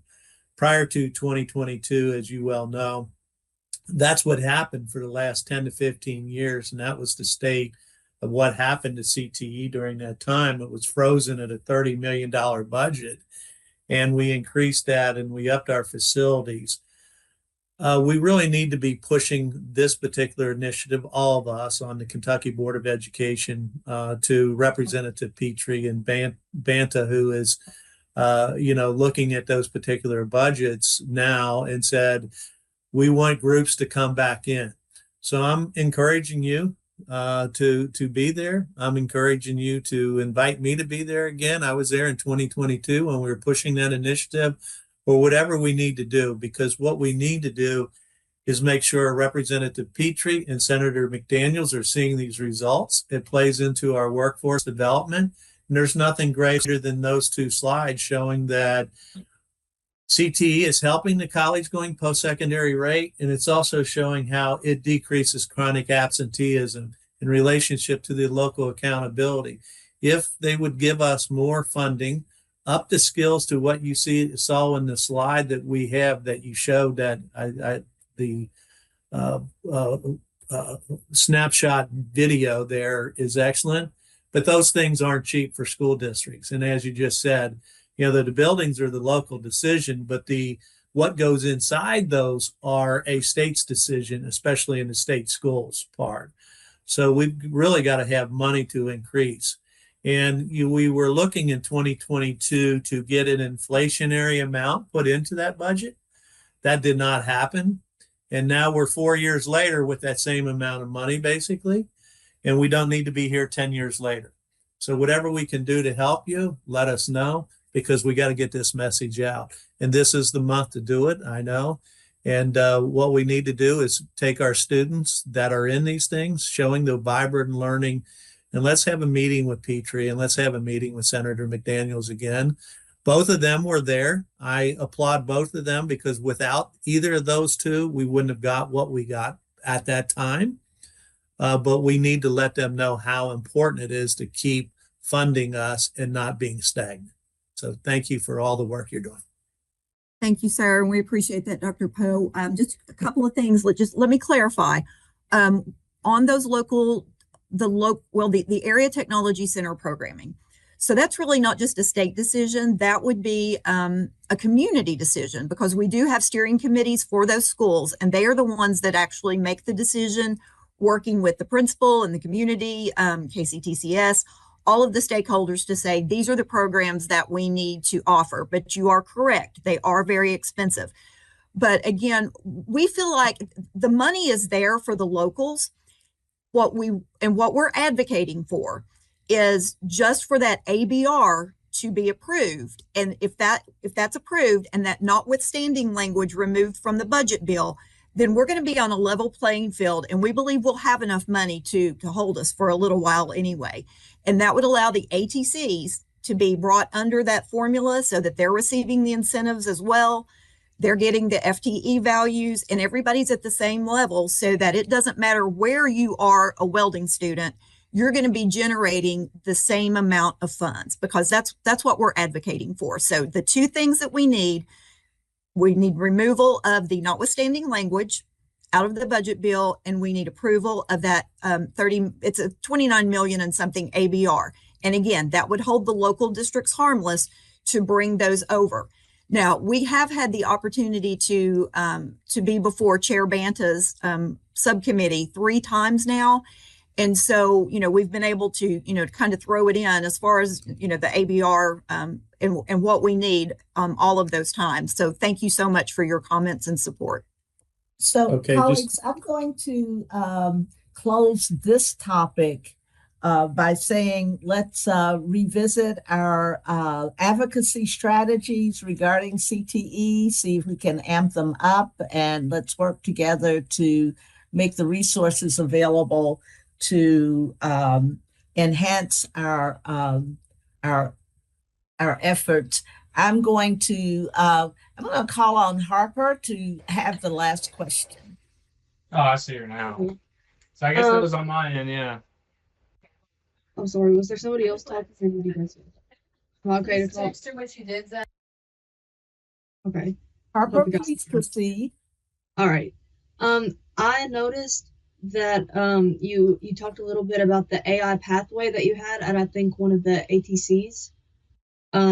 And I think that that's great, because AI is the future, and I think that a lot of students will have to utilize AI familiarity and AI skills in their future jobs. However, I almost want to say that the responsibility part of what might be taught on one of those pathways should be applied to all students. And I think that all students should learn at least how to use AI ethically, because all students do have access to AI. So I think even students that aren't choosing to take an AI pathway, I think it would be incredibly beneficial if we, just kind of implemented some type of basic, to prevent cheating, pretty much. Thank you, Harper, and you're exactly right. And so that's why what we are trying to do is embed those AI activities within all of our pathways. And I think at some point you're going to see that within the traditional academic pathways as well. You're going to see it in the classrooms, embedded. So it's here, and we're learning how to use it. And so thank you for that comment, and we totally agree. So we've got a full agenda here. In the interest of time, I'm going to close this topic and move to our next item, the Kentucky High School Athletic Association annual update. We welcome KHSAA at Commissioner Julian Tackett to join us. Thank you, Chair Robinson. Can you hear us okay? Yeah, thank you. Good to see you. He's joined by General Counsel Chad Collins and KDE Deputy Commissioner and General Counsel Todd Allen for several items of importance on this annual update item. Good morning. Thank you all. As the board knows, the board designates the Kentucky High School Athletics Association to be the agent that manages middle and high school interscholastic athletics throughout the Commonwealth.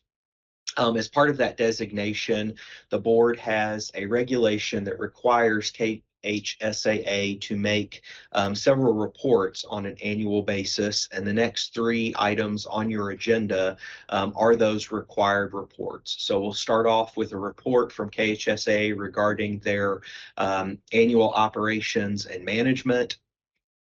Then we will go on to the Title IX report, where KHSAA goes out and reviews its member schools on a rotating basis.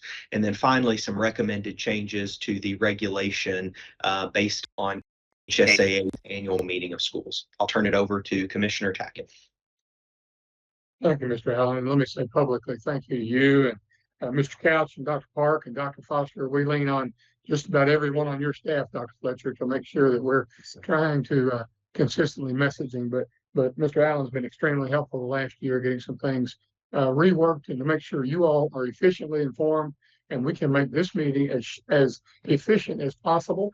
Chair Robinson, I will tell you, we will not go over every word, but if anyone thinks we are rushing through something, we would urge you to please ask questions when we get to that point. So the first part is just an operational review of 24-25. And there's not a lot of substantive changes in there. Part of this we do is summarize for you the changes that have been approved by our schools. And this is a membership-driven organization. This is, sometimes for those that haven't been through this, the KHSAA is 3 different entities. It's a building, it's its staff, and then it's its member schools. Well, for us, it's the member schools. And they get together in the fall in a meeting that was an offshoot of past State Board of Education action, where every school has a vote, whether they have 5 students or 2,500. They all have a vote in operations. And so you have listed the 2 things that were, first part of this report is the 2 things that were on that agenda. I don't mind saying that the first proposal is probably the first of several things you will see over the next several years as we try to grapple with athletics' role in an open education choice era and balance competitive advantage with that. I've made the statement, a lot of people have talked about their work with the legislature. We have a tremendous relationship with them, and no, we don't always agree with their stances, and they don't always agree with ours, but we do communicate with them quite a bit. And we know the ability of students to transfer is a big issue. We are a state that for decades has had that when you enter the 9th grade, it doesn't matter what you've done before the 9th grade, as far as your ability to play. And that's been it's been good and bad. Maybe we'd do it differently if we started over tomorrow. Where we deal with it and where we get the most publicity, probably that you as board members would hear, is when students transfer. And you need to understand a couple of things that I won't go in a lot of detail, but a part of this reason why the transfer vote was critical, we are held to holding our student appeals under KRS Chapter 13B, which means, like a lot of agencies, we have a lot of red tape to go through. Our due process procedure, which we'll mention very briefly later in the regulation, contains some adaptations to 13B to try to recognize that a typical sports season is 10 to 12 weeks, and you can't take as long as other administrative agencies would take in using 13B, or a kid would never have an opportunity to be eligible. So we have an initial ruling done by a ruling officer in the building, and then that can be appealed, and that appeal is appealed on to me. And then after all of that, they can still take it to court. We're finding, like our friends in the NCAA, that the court route is happening more often in the college level than it is here.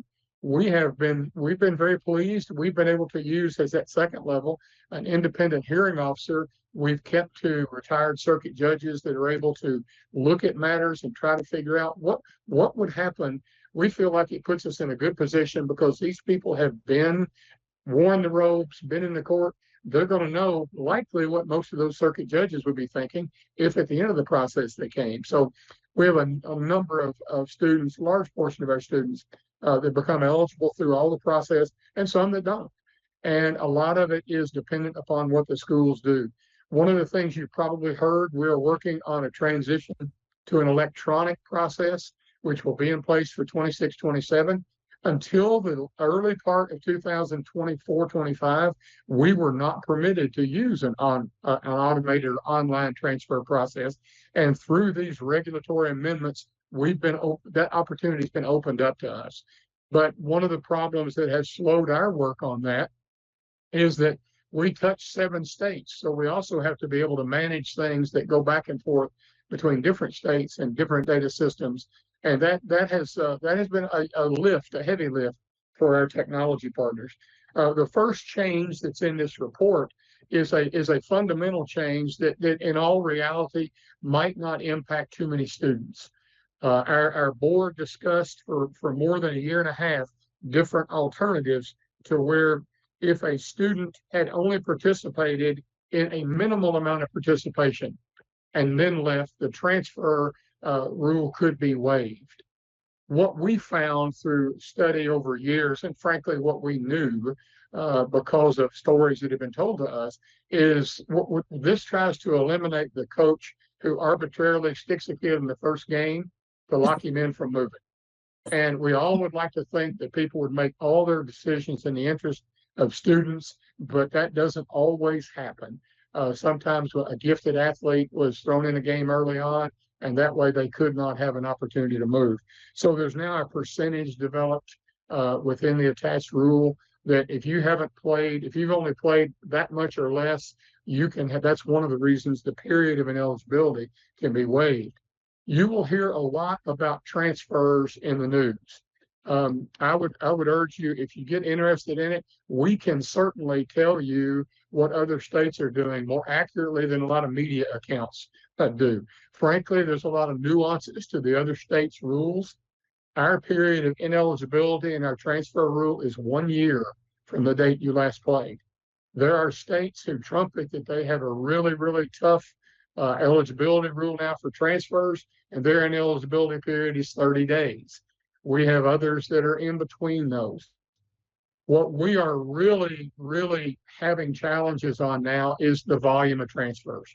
We know that education choice is an initiative of everyone in the legislature, or the majority of the legislature. We know they want accountability so that you're able to make the best choice. It's coming at a time when the level above us is absolute anarchy. When you talk about college play, and kids can get mad after one game and go ahead and leave, or leave at the end of a season without suffering repercussions. And many parents feel that goes along with us. So one of the things we want to do with this report is not tell you just A, B, and C what happened, but tell you a little bit about what's going on that you may hear other issues about. We do have people who will trumpet the idea of a one-time transfer. States are deciding that on their own. We have states that are totally independent and don't have a reporting relationship. They are right now really struggling because their schools are trying to hold a hard line on transfers. And there's at least 2 of them who've been told through legislative action, that if you don't loosen up, we're going to take away your authority to govern athletics.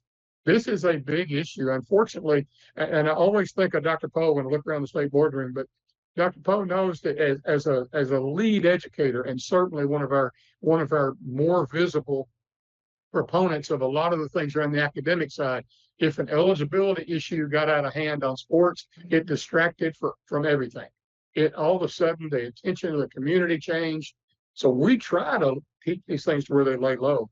But we know that right now, and I really applaud something Dr. Fletcher said earlier, because he talked about the community emphasis on comparability. Well, we would say that where you all and our Department of Ed partners and their Board of Education partners are grappling with colors, ours are grappling with trophies.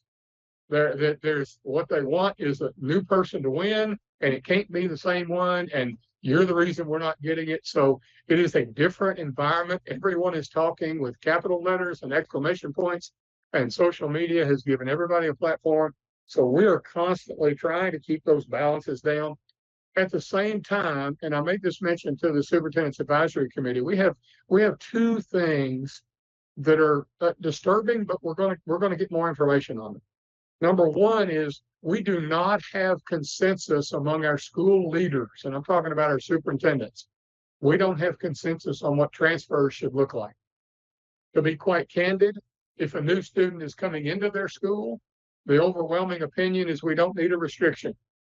If the student is leaving their school, the overwhelming opinion is we need a restriction. And that is really causing issues for a little nonprofit that tries to do the best it can for you all.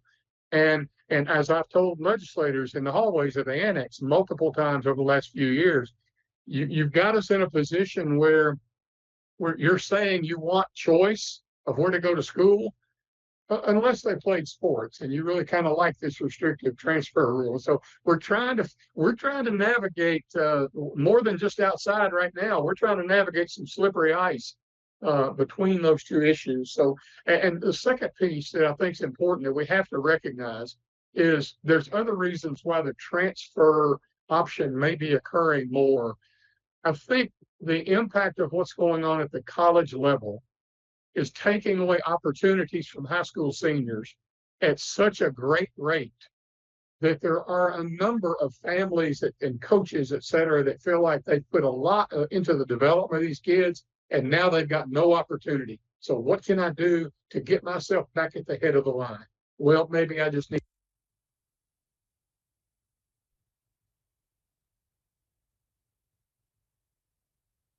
Commissioner Tackett, I think you all ended up muted.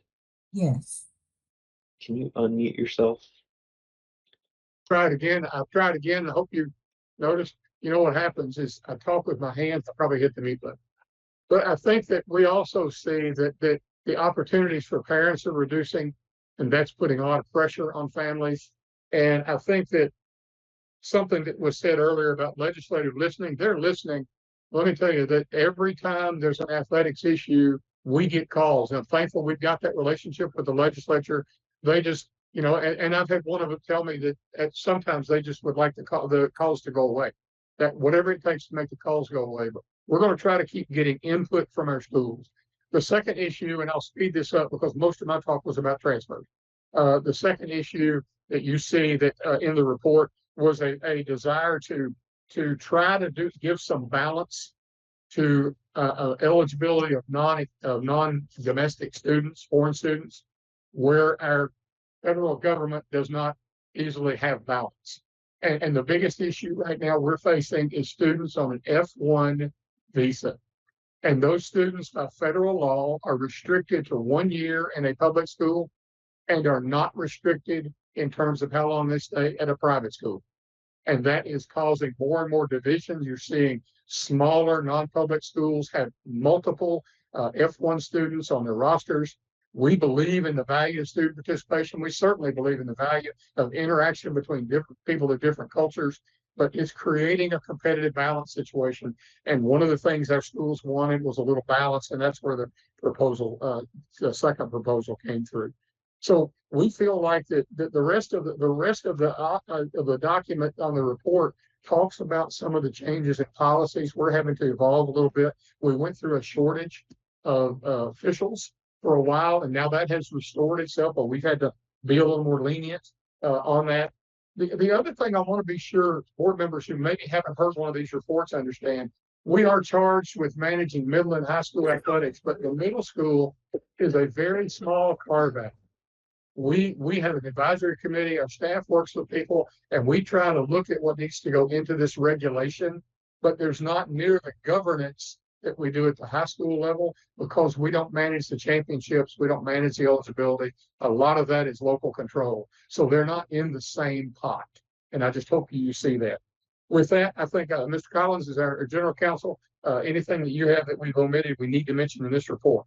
No, I think that Commissioner Tackett's covered it well. I think what I hope the board understands, what I hope the board hears is that under Commissioner Tackett's leadership, we have really, for many years, been reviewing these bylaws and trying to modernize them. The commissioner's fond of making references back to the way things were in 1985, and we can all appreciate that. But I think the point that we have to take away is that, you know, this Board of Education, these schools, they are constantly scrutinizing these rules, trying to make sure that they match up with the times. Commissioner Tackett mentioned the open borders, things that started with House Bill 563 that really kind of opened up the opportunity for kids to change schools for academic issues. And certainly we need to make sure that we're modernizing the rule to account for these things in conjunction with what the legislature has mentioned. And I think that is something that we continue to do and we take serious. I also want to thank Dr. Fletcher and Mr. Allen, as they have been instrumental in making sure that the communication between our two organizations continues at a high rate. We love the partnership that we have with this organization, and we look forward to having a wonderful relationship in the future. The last thing I'll say, Dr. Robinson, is on the horizon with the legislature, just to let you know, as is typical of the 60-day session, at least the first 30 is dominated by budget. We do not receive a general fund appropriation. There are some people that aren't aware of that. So we like to mention that every single time. So I want you to know that there's discussion not only in the hallways, but among our membership about public and private schools. That will always come up. There is a state that, most states that have tried to do any kind of separation from their original structure have found themselves on the losing end of a federal court case. There is a state right now where that's a current issue in Alabama. We are watching that. Alabama, their board has made a decision to try and separate their championships. Just to give you a little idea, and I think Dr. Poe and Dr. Young were around when this was discussed once before.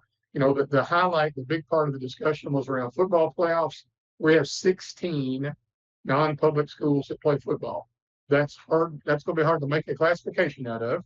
And Little Bardstown, Bethlehem, or Little Sayre having to play St. X or Trinity is likely not very feasible. So we know that there's some things other states go through that we probably can't do, but they also made this move at the start of their legislative session. So I think we're going to be able to watch what goes on over the next few months and determine if some of the people that are looking for a different distribution of trophies, if there are alternatives out there. But we don't want you to think our heads in the sand. We watch what happens. We know what's happening around some of the issues. So we know that's discussed a little bit. The legislative feeling now, at least from leadership that they've expressed to us, is they want the KHSAA making those decisions. They really would rather it not be a legislative initiative because they know in athletics, probably more than any other thing they do, there are winners and losers. And they like things where everybody wins. And I applaud them for that. Secondly, there is a renewed push for homeschool students to participate for our schools. That has been rebuked many times by our legislature. Our membership has not been in favor of that. The current bill that's out there would allow homeschool participation without regard for them being connected to any school. There was an amendment brought up last year that would have required them to at least do some testing and take a certain amount of hours at a school they wanted to play for. We don't know where this will go. Our board has declined to ask our schools for a vote on this. They frankly feel like they know what our schools will vote. Our schools will vote no. And so they feel like that this needs to be, if it's changed, probably a legislative decision. But we're monitoring it. We know that likely anything related to this kind of thing, more likely it's going to happen in a short session year or after the budget's resolved. And with that, Dr. Robinson, that's the summary of this report. And if there's any questions, we'd be glad to answer. Thank you so much. This report is going to be our launching path to our action and discussion agenda. Before I go to that, are there any questions from the board members for this report? On this report, it's real clear. You don't have to go any further than KHSAA if you want to see complexity in dealing with the important activity of student athletics. We've created quite an interesting complexity of issues. So questions, comments? I'll just comment. I think, Mr. Tackett does an excellent job. I've been around since before the 1985, and so forth, as we talked about there. Great job. I don't know, to be honest, I don't know how you do it and withstand the pressures of all these things. So do appreciate the work you do, Mr. Tackett. Being in the sports arena for 20 years or so coaching, excellent job. Just thanks. Thanks, Dr. Bowen. I've got a really good bunch of teammates around, so I appreciate their work too. So I will ask Todd Allen to introduce our next issue on the pardon me, on our action discussion agenda. We have the proposed amendment to 702 KAR 7065, designation of agent to manage middle and high school interscholastic athletics. This item was also reviewed by the local superintendent's advisory council, and a letter from Chair Kurt Biggerstaff regarding the council's review was provided to members in the portal in advance of today's meeting. Todd, is there anything further you can advise us? Yeah, Madam Chair, I'm going to turn it over to the KHSAA team there. And I think there's also an item for us to discuss the Title IX report. So if you all want to take both of those, I think we can take them together. Okay, thank you, Mr. Allen. I'll start, and I've got Associate Commissioner Darren Bilberry in here with us. Darren is our day-to-day person regarding Title IX. And this is an annual, the report, not the regulation piece, but the report on Title IX is an annual thing that we do. I'll bring 2 points out of this report and in summary, and you will see attached to the back is a summary of the observations made. We have 4 retired educators that go out, travel the state. They do approximately 40 visits every year. This past year, they did 43, and they're scheduled to do 43 again next year. And they physically go and they look at storage closets, gyms, walls, and white banners are up there. They look at opportunities for uniforms. They really do a physical visit. It's designed to be every 5 to 6 years. This particular cycle has gone 2 years longer because we had more than a year that we could not go into school buildings due to the pandemic shutdown. So we waited, and this current year will finish up this cycle. The 2 observations I would make: we had a new data system last year in 24-25. And I'll make a pledge to the board. We have site visit reports, which you see this summer. We also have that you see that was submitted this summer, and then you see we have annual reports that are submitted by every school. So the 43 are field visited. All 290 have an annual report. We went to a new data system, and honestly, they were into May getting software finalized for reports. Our staff was not nearly aggressive, and I've already given them this lecture, but our staff was not nearly as aggressive making sure they submitted those reports because of the timing. So for so many cases, it was after the last day of school. when the person doing the report was already done for the year. The ADs don't work 12 months. So a lot of times we did have a handful that were missing. I can assure you that won't happen again. The other thing that I'll tell you is on page 2 of the report is mention of 3 specific situations where I call your attention to. You may recall we had a school in Southeast Kentucky that I shared with you and the board shared with me concern about their site visit last year. We had a couple of those that we just want you to know are continuing to be worked on. Bellevue High School is a school in Northern Kentucky that had a lot of work going on around the building, and they may not have, they had some additional things they were supposed to submit. And they did not complete all of that. So we know that as we go forward, we'll be double checking. It could be since this report was prepared and today they may have submitted that. I apologize, I can't tell you, but I know we have pledged to stay with them. The other thing, Louisville Seneca High School had some change in leadership, and they were supposed to attend the Title IX seminar we conducted last year. They did not. And our staff, we did two meetings, and they were both by Zoom, so there was no travel involved. Our staff will be much more diligent in making sure those people that are required to attend those follow-ups attend in the future. The last situation, I know we all wish Dr. Bissell the best of luck opening his new facility in Christian County, the mega project down there, but we did not get them in this cycle. We would have gotten them this past year, but felt like with them building brand new schools and probably not necessarily high prioritizing everything around the 2 old schools, we'd be better off waiting till this coming year, the 26-27 year, when we can really look at what they have on campus. So that's why those notes are there. Mr. Bilber, is there anything you can think of from a Title IX perspective? Only that in addition to what the commissioners mentioned about our retired educators who serve as professional auditors, we certainly want to extend our thanks to the member schools. The majority of that auditing is done internally with their gender equity review committee. So, we're only able to get out to, as the commissioner mentioned, about 43 schools per year, but it's an ongoing audit within those schools. And we've just had great partnership with our member schools in regard to gender equity and the things they do within their building and their local community. So we do appreciate that. The last thing I will mention about Title IX is you recall as part of the APA audit last summer, one of the things that we were asked to do is be able to log complaints that we have had that might regard Title IX. The closest thing we've had did not occur till December of 25, but we will be able to provide in next year's report on Title IX. We'll be able to give you that documented listing as we were asked to do. Thank you very much.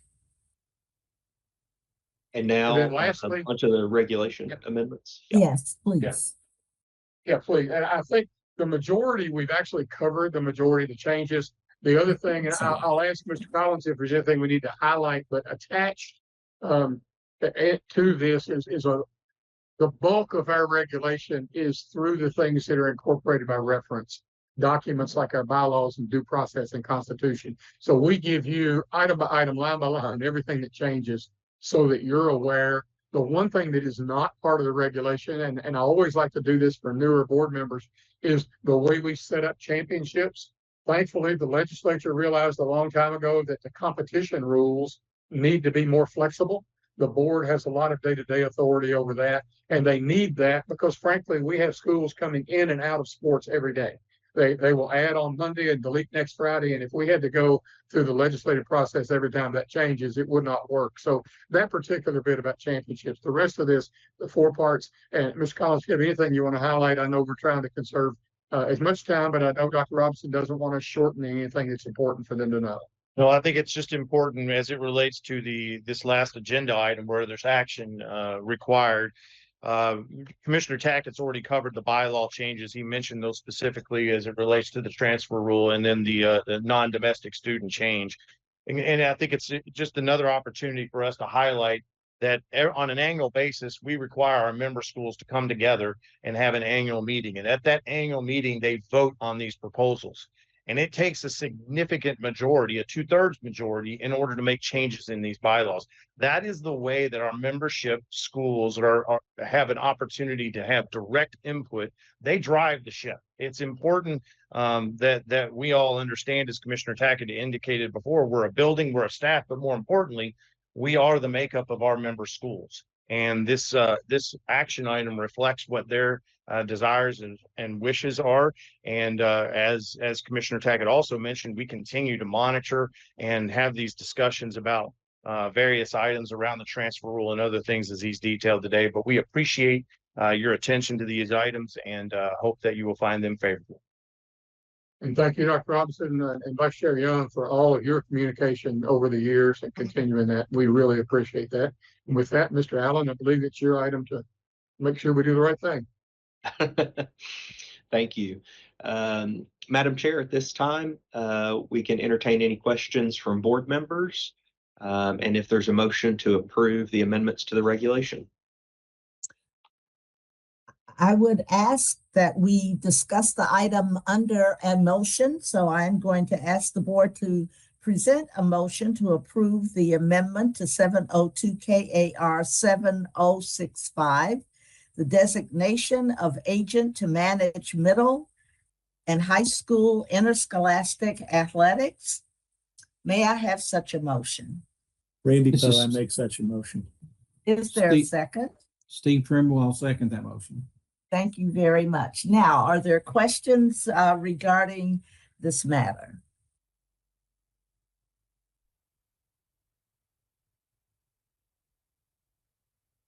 Commissioner Tackett, I think you and your team have given us a very oh, yes, Dr. Young. I'm sorry, I just double checking. I didn't see the actual markup in the regulation in our notes, but I do see a chart on page 3 of the staff note. So that confirms for me the portions that would have been changed, right, Todd? Okay.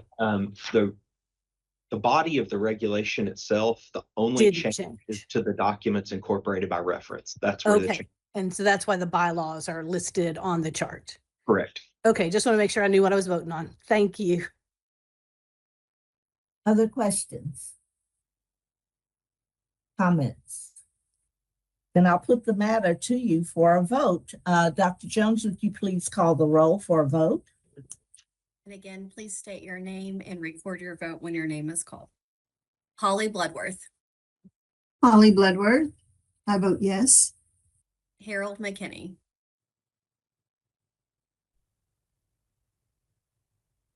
Sorry, Harold McKinney votes yes. Okay. Justin Pate. Justin Pate, yes. Julie Pyle. Julie Pyle, yes. Randy Poe. Randy Poe, yes. Sharon Robinson. Sharon Robinson, yes. Lee Todd. Lee Todd, yes. Steve Trimble. Steve Trimble, yes. Lou Young. Lou Young, yes. Voting is complete. We have a motion that carries. Thank you, Commissioner Tackett, and to your team. Thank you, Mr. Allen, for your help in presenting this matter. We look forward to hearing from you soon. Take care. Thank you. Now we turn our attention to a discussion related to 2024-25 student group performance.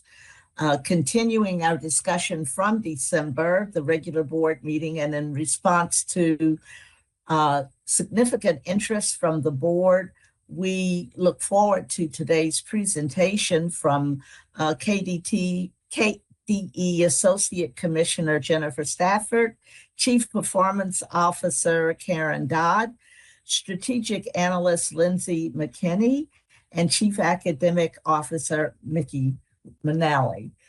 This presentation is intended to support the discussion-based engagement with board members following the summary level presentation from the KDE team. Members should bring forward their questions and discussion. There is a significant amount of data associated with the preparation for this discussion, and those data have all been made available to you. So I'm now going to call on Jennifer to get us started. Well, thank you, Chair Robinson, and good morning, members of the board. It's the first time I think that the accountability system has been compared to the transfer portal. So it's an interesting comparison there. But you're right. The discussion here today is a continuation of the data at a glance discussion that we had in December. Board members were interested in more detailed, specific information as it relates to student group performance. Members also expressed a desire for possible reasons for the gaps that are happening among our student demographic groups, as well as to discuss actions that the board could consider to take. So as we look at the data, it clearly demonstrates that there are, despite improvements that we've seen, achievement gaps persist across race, across gender, ethnicity, language, disability groups, and particularly across socioeconomic status. So Glyptis, if you, Dr. Jones, if you'll go to the next slide, please. We'll start out by looking at the disaggregated groups by student groups. Then Karen Dodd and Leslie McKinney from the Office of the Commissioner will discuss some national research and Kentucky data analysis, and Mickey Marinelli will provide information on efforts to support student growth and continuous improvement. Before we get started, I wanted just to call your attention. There are 2 slide decks in the board portal. One is this overview PowerPoint presentation that we'll go through, and that was updated last night.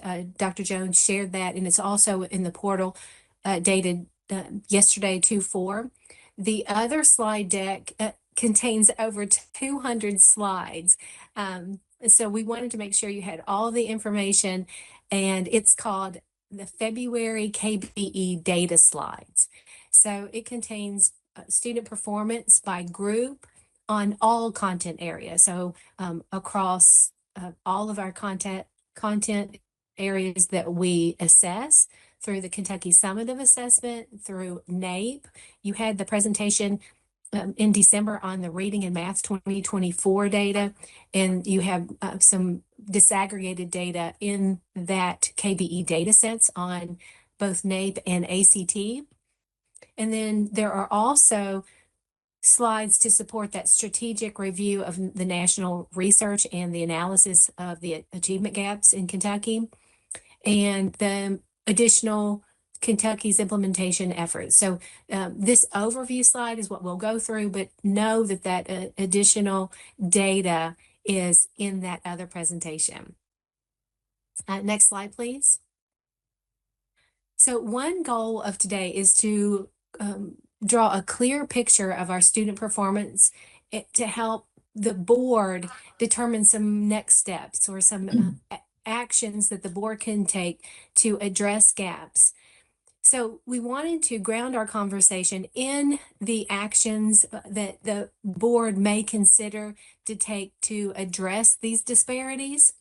So we're going to start there so that throughout the presentation, the board can consider how each piece of the information and the data that is presented could possibly lead to actions and possible desires of the board would want to take. So we're just going to start at a high level, that a few steps that the board could take, including raising awareness of the persistent achievement gaps. So having conversations like the ones that we've had today or are having, so that the conversation continues to be a central piece of the discussion as we look at our programs, at our data.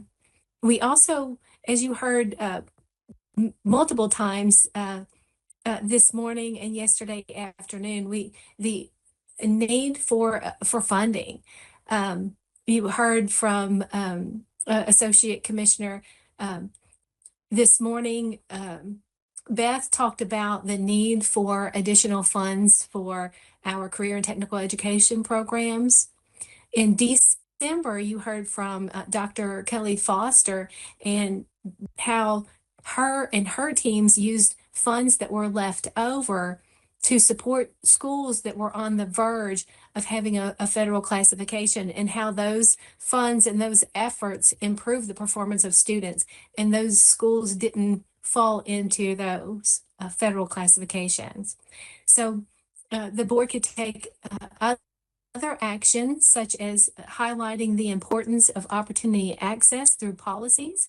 As the board discussed yesterday, House Bill 257 and the desire to emphasize those vibrant learning experiences, and the commissioner shared this morning some of those opportunities that students have that should be given and provided to all students, and have those engaging, vibrant learning experiences. And we could look to some policies around expanding access to things such as advanced coursework, resources, supports, and so forth. Mickey's going to show evidence of how evidence-based practices are showing some promise. The board can continue to support those efforts and those evidence-based practices that have proven themselves. And then support collaboration.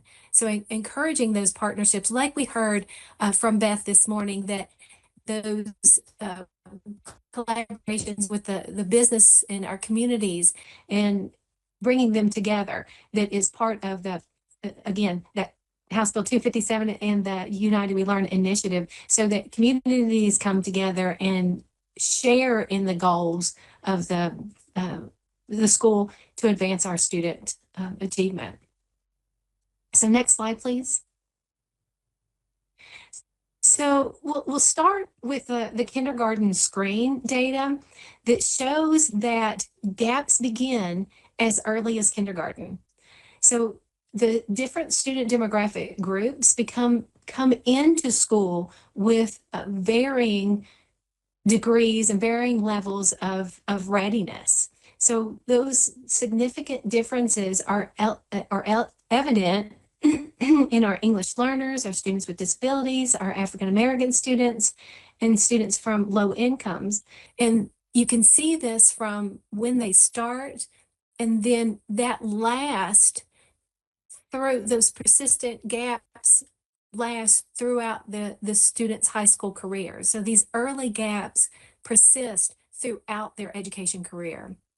So the early differences show that they start school with unequal access and unequal ability to engage in learning experiences. So next slide, please.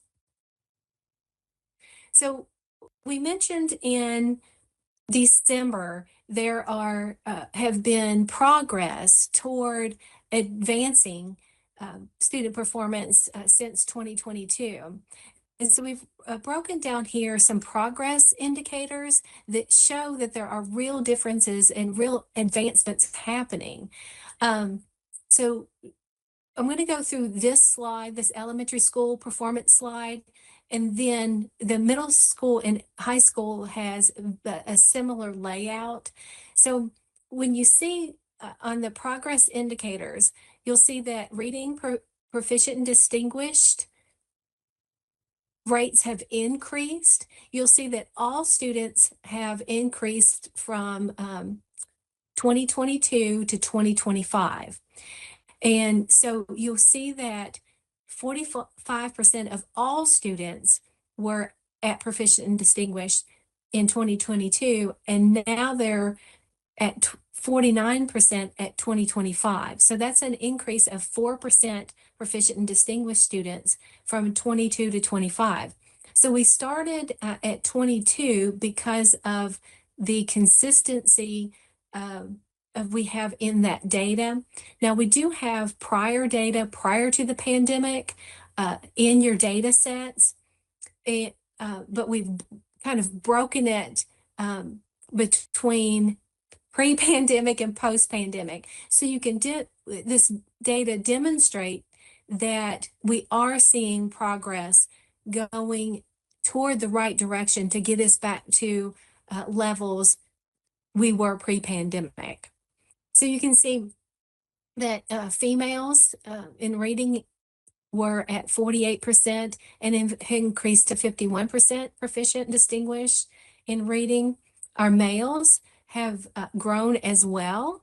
African Americans, our students have shown growth from 24% to 28%, from 22 to 25. Our Hispanic students had the same performance level. They increased in 2023 to 35%. So overall, they've got a zero balance increase, but they did show some increase in 2023. So our ELs, again, have that same balanced, but that did show some increase in 23. Our economically disadvantaged grew from 36% to 40%. So that was a 4-point, and our special needs had a 3 percentage points gain in reading. And so you see the math, we have similar rates of increase. So what you see is that we're getting back, we are increasing. So they're making progress in our content areas, but they're not closing the gap.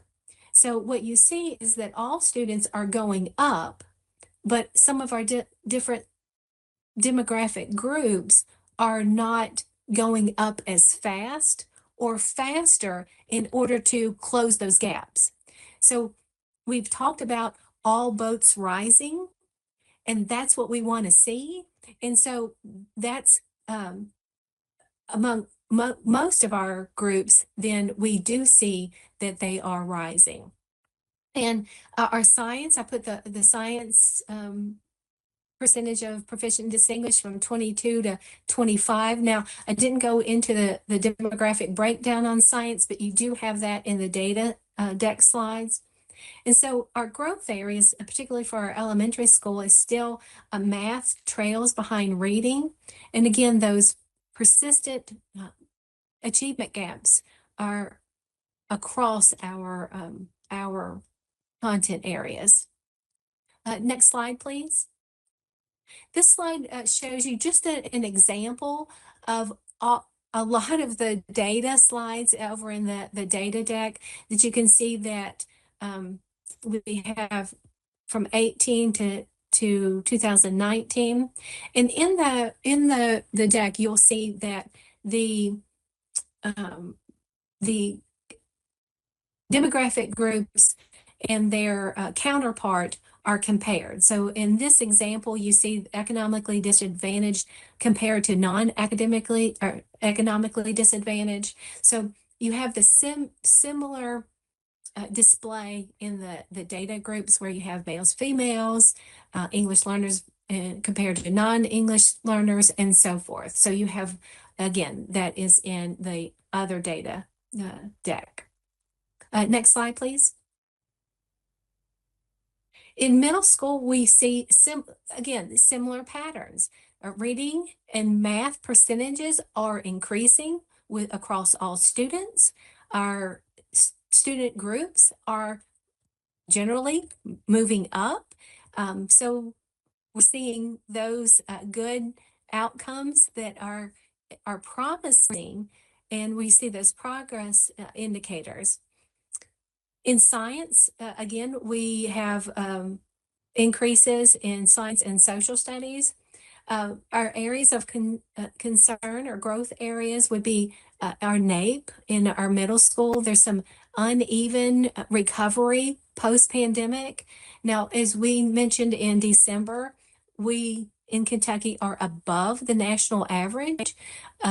So Kentucky is trending in the right direction, whereas sometimes the nation is stagnant or even decreasing.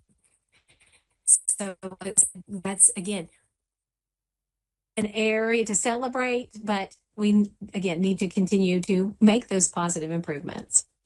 The gaps persist in middle school and then across our different groups.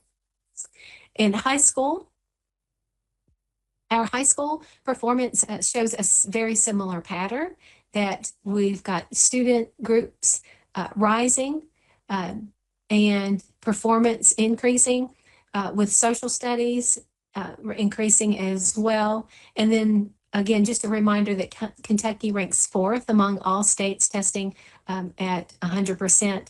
And we've seen with ACT, we have seen the composite score go down as well. Science at high school continues to be a growth area, even though we had a new assessment with new standards and performance achievement levels. And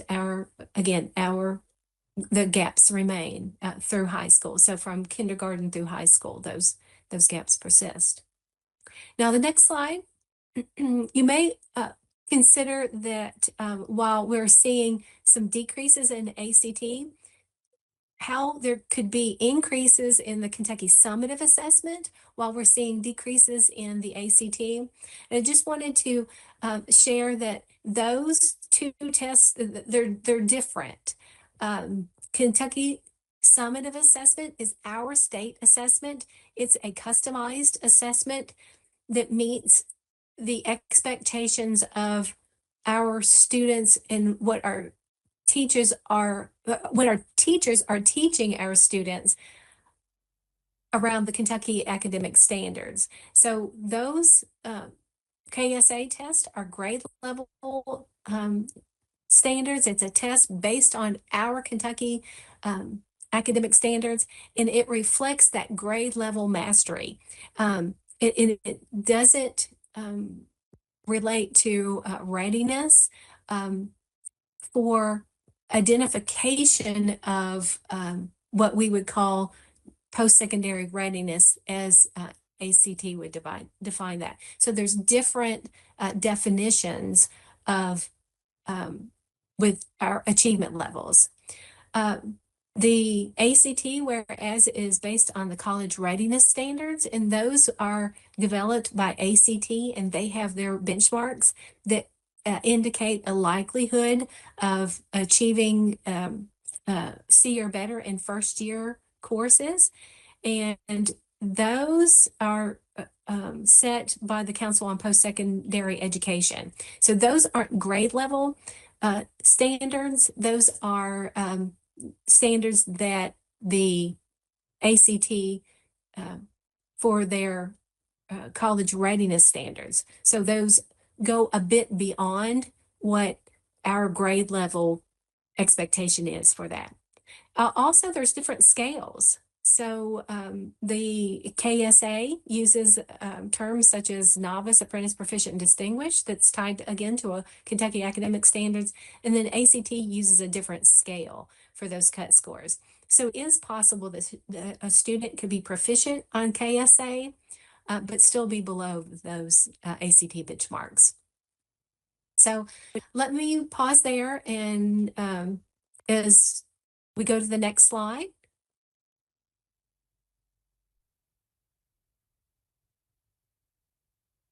So again, we have seen real progress with the gains that we've seen on the Kentucky summative assessment at all 3 levels. So that's to be celebrated. But again, those persistent gaps persist across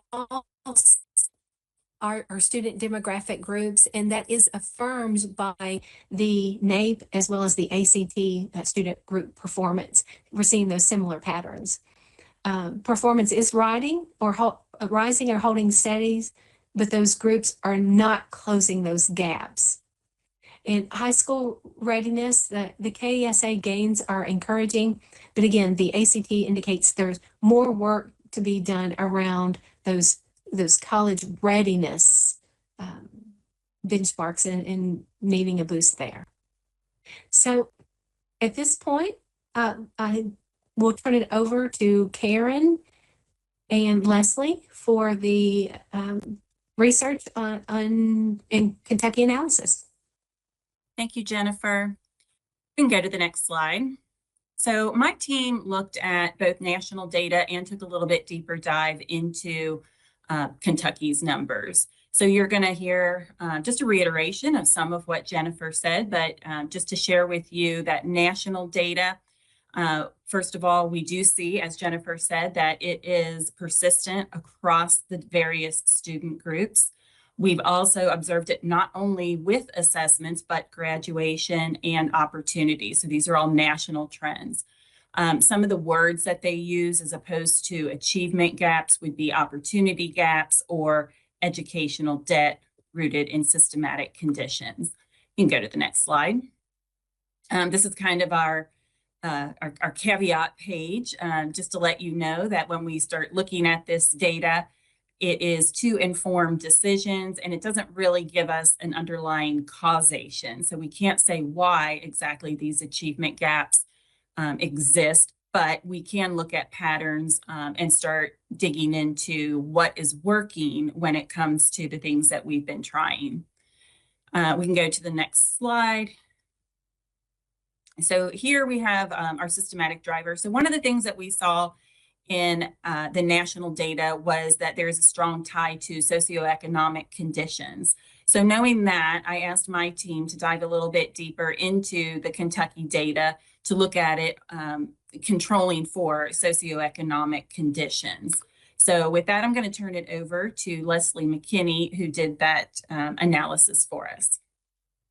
Thank you, Karen, and thank you to the board for the opportunity to share a snapshot of some of the data that our team's been working on in connection to the research around the achievement gap work.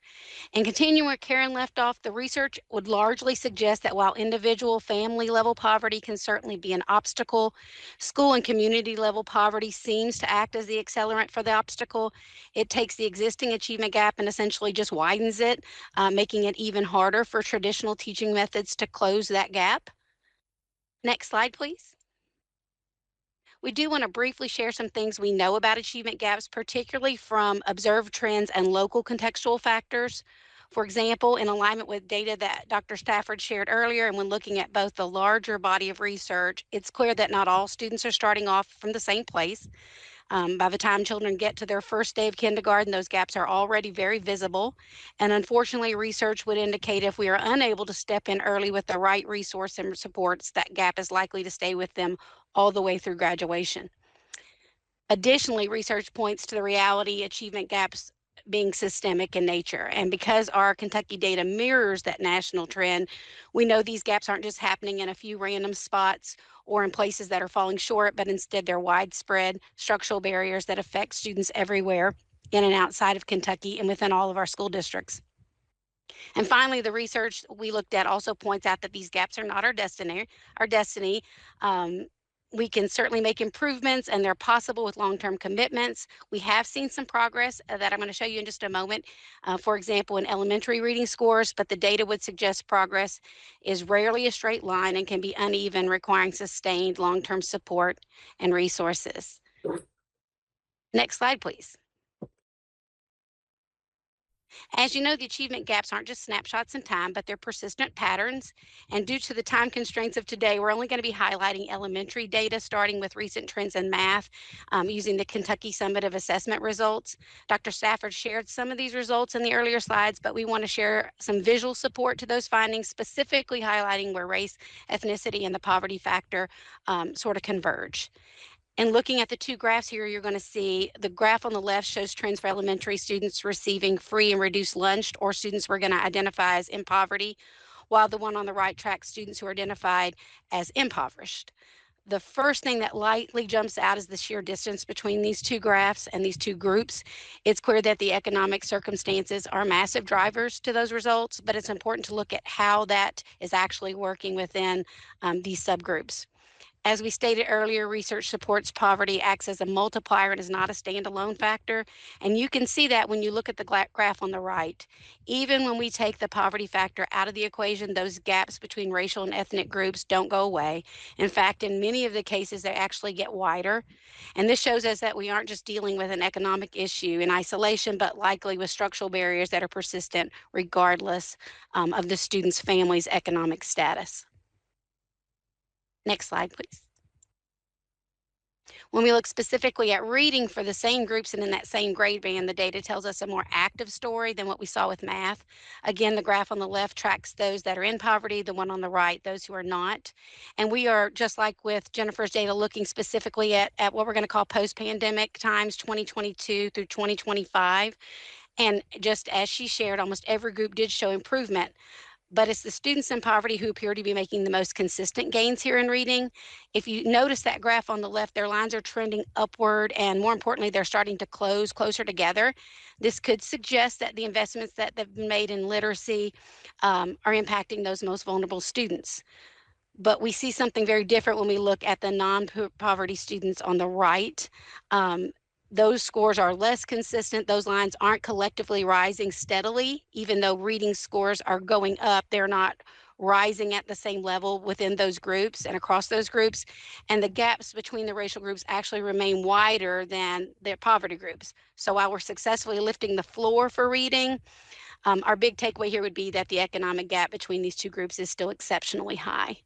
The good news in these results is, especially for those students in poverty, would support the research that we know is out there, where we can disrupt the trends of achievement gaps with the right supports in place and the right resources. However, we still, according to this data, at least have a good bit of structural distance to begin closing that gap. Next slide, please. Our next steps as a research team are to move from identifying areas where these gaps are persistent and work at a deeper level to better understand them. We hope to dig beneath the surface of the data, like you just saw, and then consider in the research and our results as it relates to environmental and contextual factors. This is going to include us gaining some insight into bright spots where gaps are successfully being closed across the Commonwealth. We also want to consider that poverty as a multiplier and understand the why behind potential regional differences that might be occurring in Kentucky. This is going to mean us looking at community level variables like local resource allocations, specific neighborhood stressors, to see exactly how they're impacting different student groups and their performance. And we also want to expand the focus of our work to specifically integrate data for students with disabilities and our English language learners. These students often face overlapping challenges that don't always show up in a single poverty versus non-poverty analysis. So we want to better understand that for long-term planning.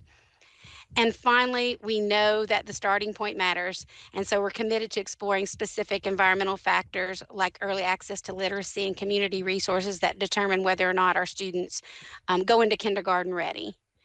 And so next slide, please.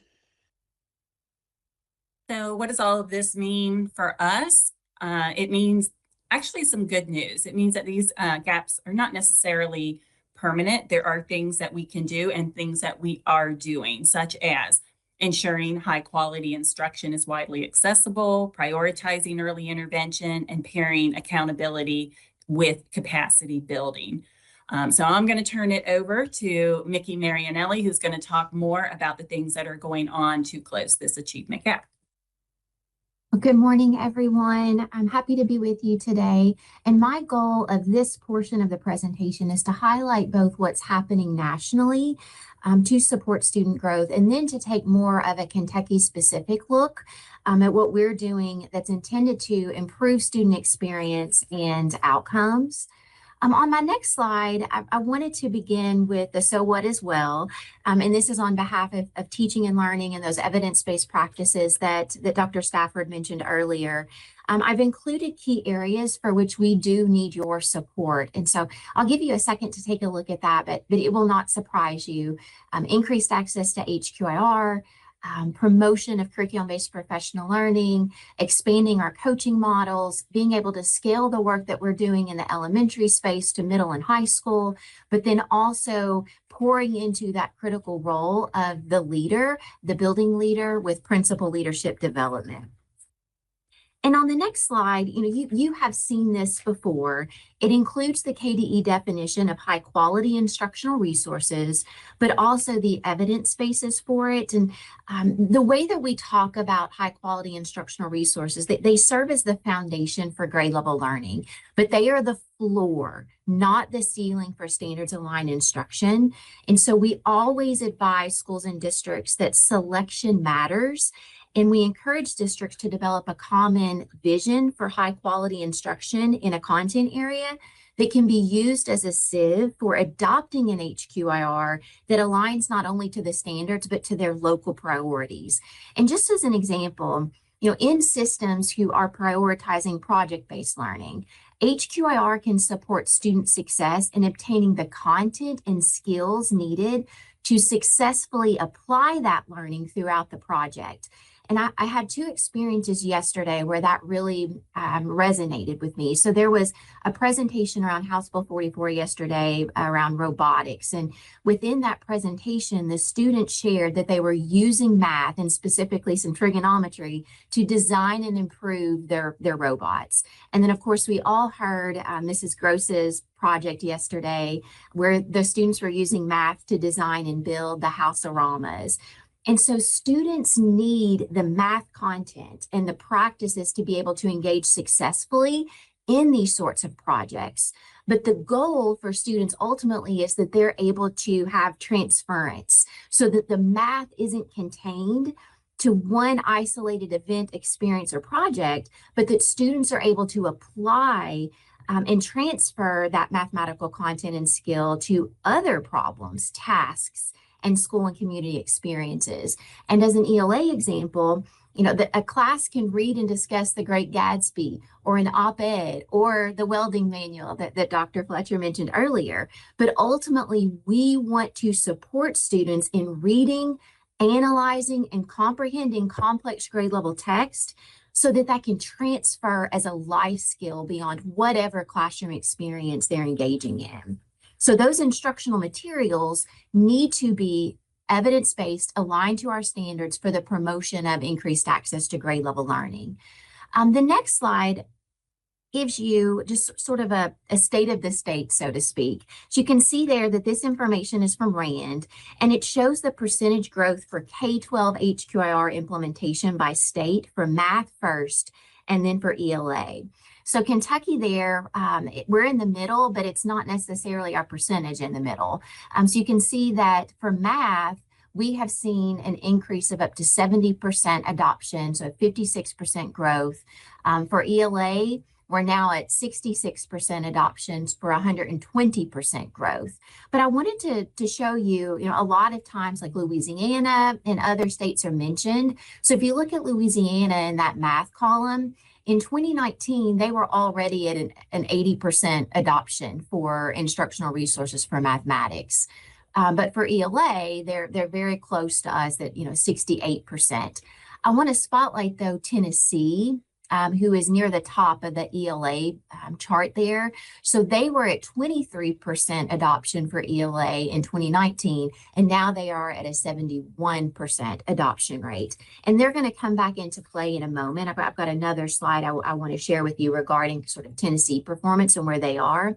But the next slide gives you a Kentucky specific view. So this is the increased adoption rates, both for our math materials and for ELA.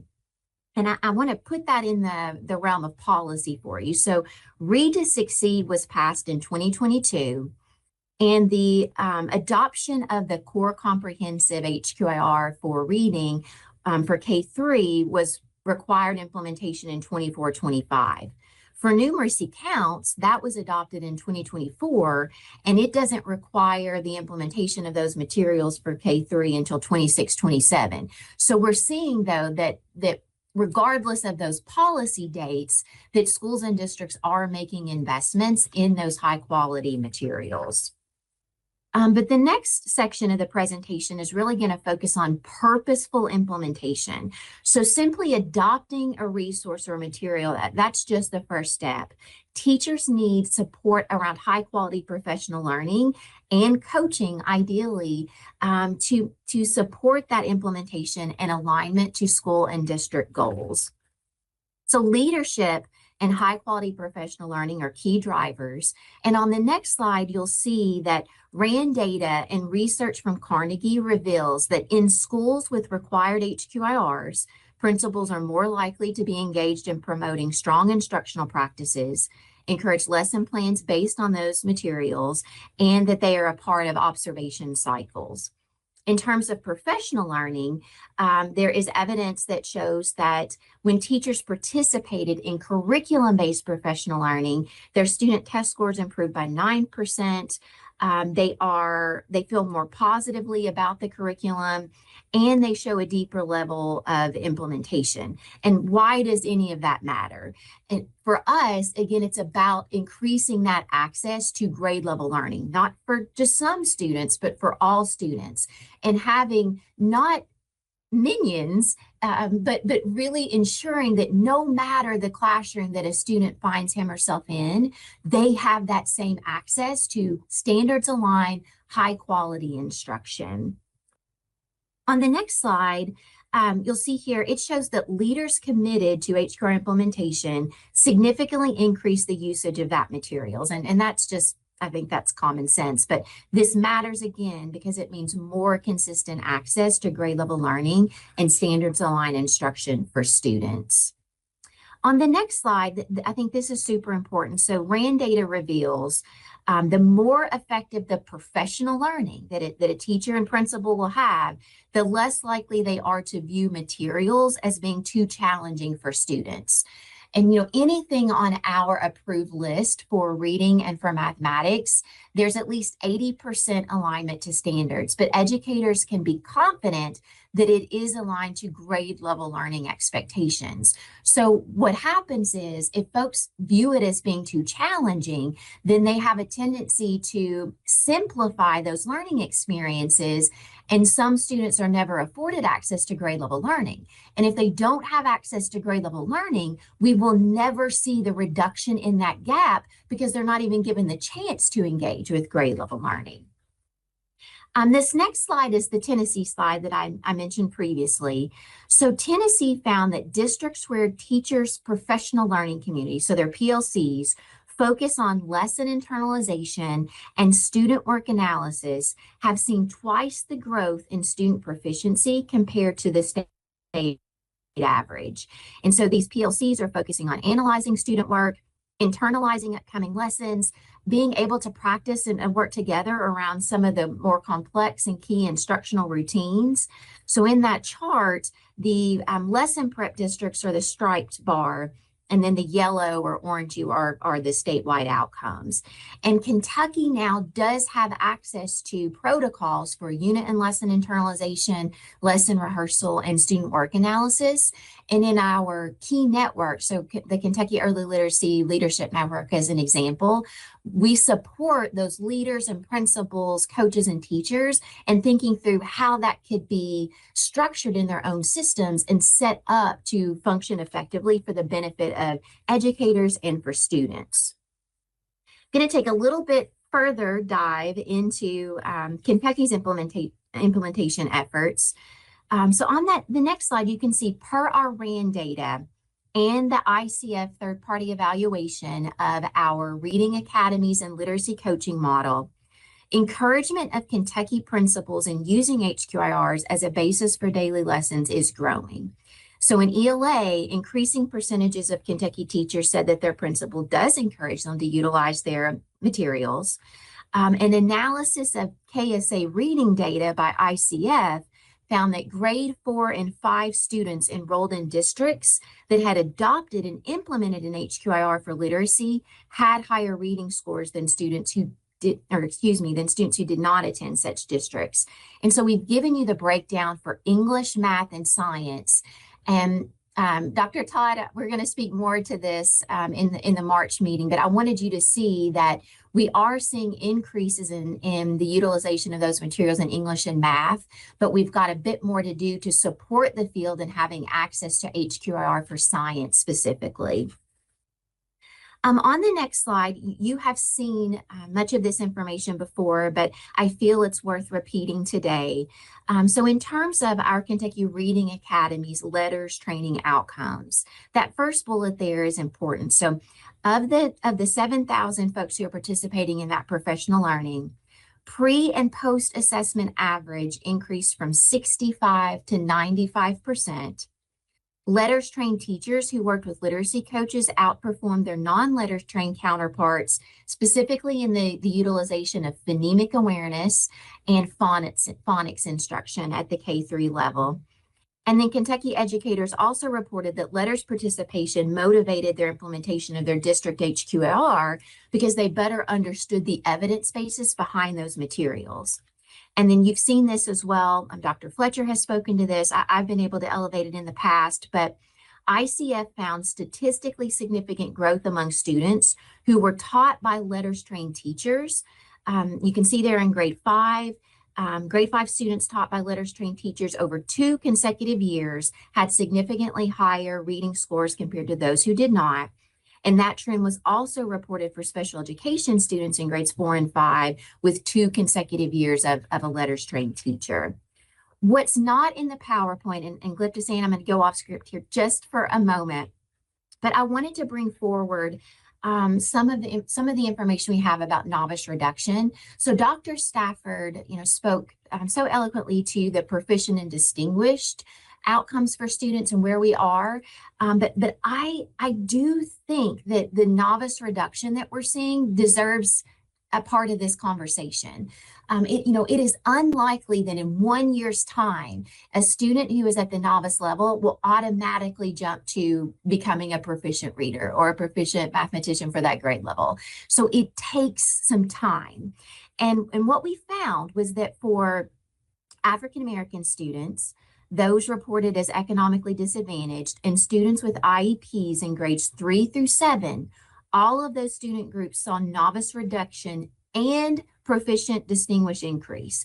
And so I want to speak to these a little bit, and forgive me, I didn't have this ready when our slides were due, but we can get this to you after the fact. But so for those student groups, for African American students specifically, they saw at grade 3, novice decreased 5%, and there was a 2% increase of proficient and distinguished. But I want to speak these others because this grade 4 and 5 is going to keep coming back to us. Grade 4 novice decreased 10%, grade 5 decreased 12%, grade 6 decreased 12%, and then grade 7 was at 9%. And so the proficient distinguished increases range anywhere from the 2% I mentioned up to 8% in grade 6. So there is movement from novice into that apprentice category for those particular student groups. For economically disadvantaged, grade 3 novice decreased 4%, but grade 4 at 8%, grade 5, 9%, grade 6, 8%, and at grade 7, 6%. So anywhere from 4 to 9% decrease of novice. And then for proficiency and distinguished for those economically disadvantaged, we see a 2% gain up to an 8% gain. And then lastly, students with IEPs, so at grade 3, novice decreased 2%, grade 4 novice decreased 8%, grade 5, 8%, grade 6, 9%, and then grade 7, 8%. And so their proficient and distinguished increased by 1 up to 5%. Now, for EL students, we did not see as much of a reduction of novice until grade 6. And I think that there are many reasons for that. But also for Hispanic and Latino students, we do see some decreases in grades 4 and grade 5. But again, it's grade 6 where they have a 6% reduction in novice. And so we are not where we want to be for all students, but we are seeing movement. We are seeing movements as a result of the efforts that schools and districts are doing to support literacy instruction and mathematics instruction. So Dr. Jones, the next slide, to get back to the presentation, I just wanted to bring forward again the ICF evaluation for our letters participants. You can see there the graphic, but they found that those letters trained teachers report increased confidence, an increased application of the science of reading strategies and structured literacy strategies to all tiers of instruction, so tier 1 and beyond, and then also an increased motivation to implement the HQIR. And then the next slide, there was one particular case study. So as a part of that evaluation, there are 3 case studies, and these have been shared with you. They're on our website as well. But there was an elementary school in Kenton County, one in Perry County, and then one in Graves County in Western Kentucky. And so one of these systems shared that following students' completion of an iReady assessment, the number of students across the district who had reading improvement plans decreased substantially from 90 to 50. And the students identified for those reading improvement plans would be at risk of not meeting grade level benchmark as identified by their universal screener and also the diagnostic assessment. So we are seeing a reduction as well in those reading improvement plans. The next few slides are going to talk about the coaching model, and you've seen this, but I just want to point out if your eye goes to anything, if you look at that 25, 26, this is where we are right now. So we have 35 school-based coaches.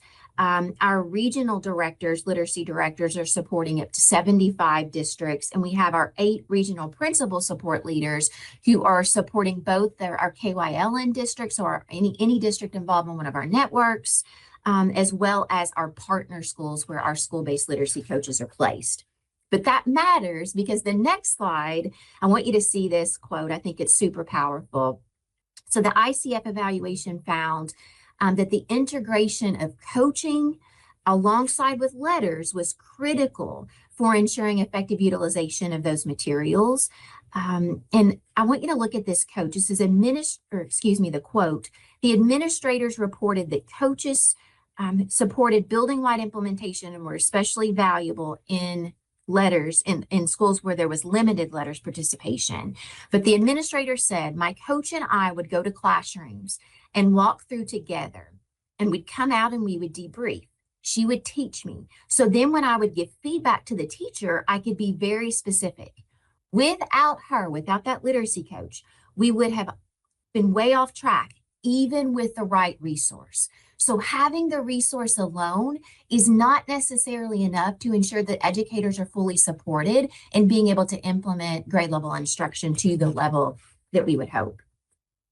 On the next slide, some of you have seen this before. I think I was able to share this in the United We Learn committee meeting, but you can see there, and it's obvious, over the course of the school year, coaches are influencing HQR implementation, and so it's up to 60% by the end of that school year.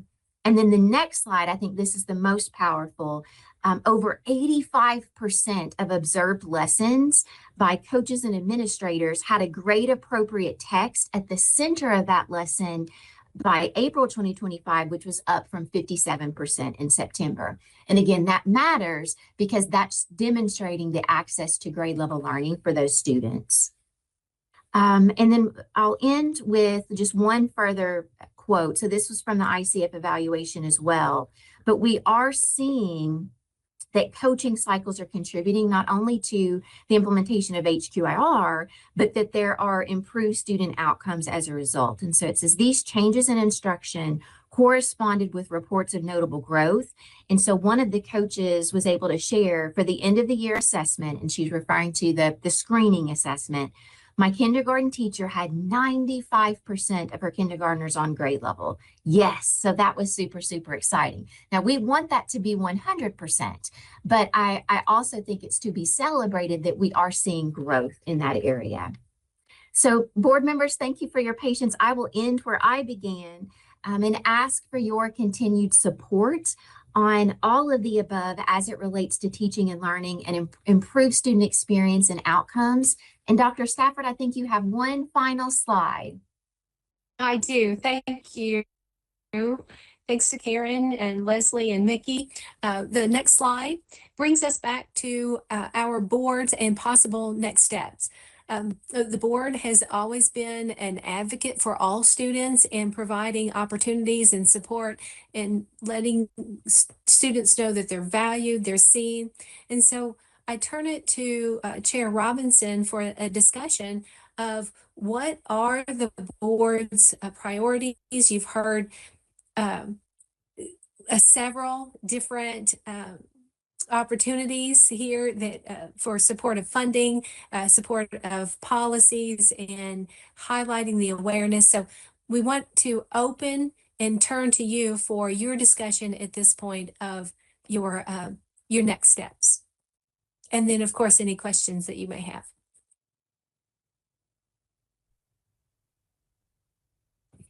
I thank all of you and each of you for a really comprehensive presentation of this matter. And board members, I'm going to kind of challenge us to think in terms of what are our goals?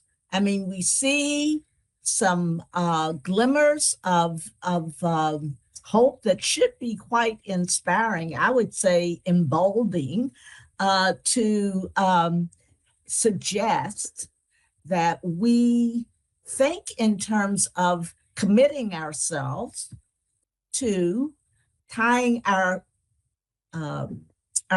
ask for the resources and our advocacy for the resources based on targets that we want to identify in areas where we see we've got to make progress. So there's enough progress to suggest that progress is really possible.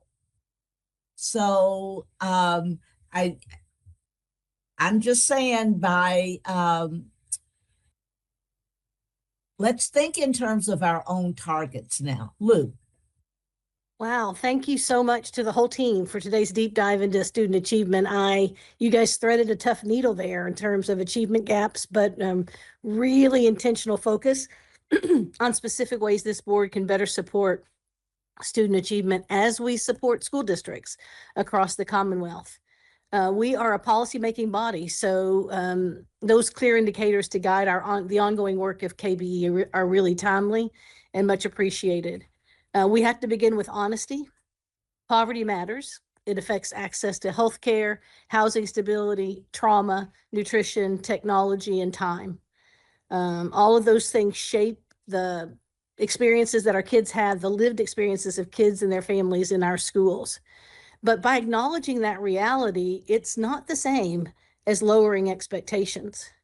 Poverty does shape the starting line, but it doesn't have to define the finish line for us. So while we can't control every external factor, we are absolutely responsible for what happens inside our schools. So this conversation is not about excuses. It's an urgency conversation, Dr. Robinson, in my opinion. When gaps appear, they should never signal a student deficit mentality. Instead, they are signals to us and to school leadership across this Commonwealth for action. They tell us where to focus, where to invest, and where to innovate so that every learner has the genuine access to real opportunities to achieve. I think our students, families, and communities deserve the honesty that we've faced today as we think about those barriers, but they also deserve adults like those on this board to recognize that those barriers should not become ceilings for our kiddos.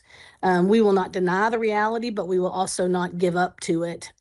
We have to respond with urgency and innovation. You guys know I believe in Kentucky United We Learn. When we offer kids the authentic learning, meaningful feedback and multiple ways to demonstrate what they know, demonstrate mastery, we expand opportunity for every learner. So our challenge is not to explain away these gaps. I think the team did a good job of modeling that. Our challenge is to close them.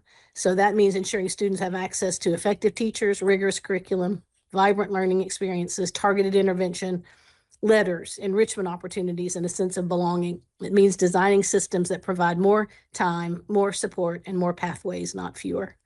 So just wanted a little bit of a soapbox opportunity there to just kind of talk about where we are as a team and how we face that very intentionally, like the KDE team did for us today. And Dr. Robinson, I applaud your notion that this should be about clarity around these actions and goals for us as a board team. Thank you. Thank you, Dr. Young. I'm going to ask Dr. Todd to, he's got his hand up. If he would unmute yourself.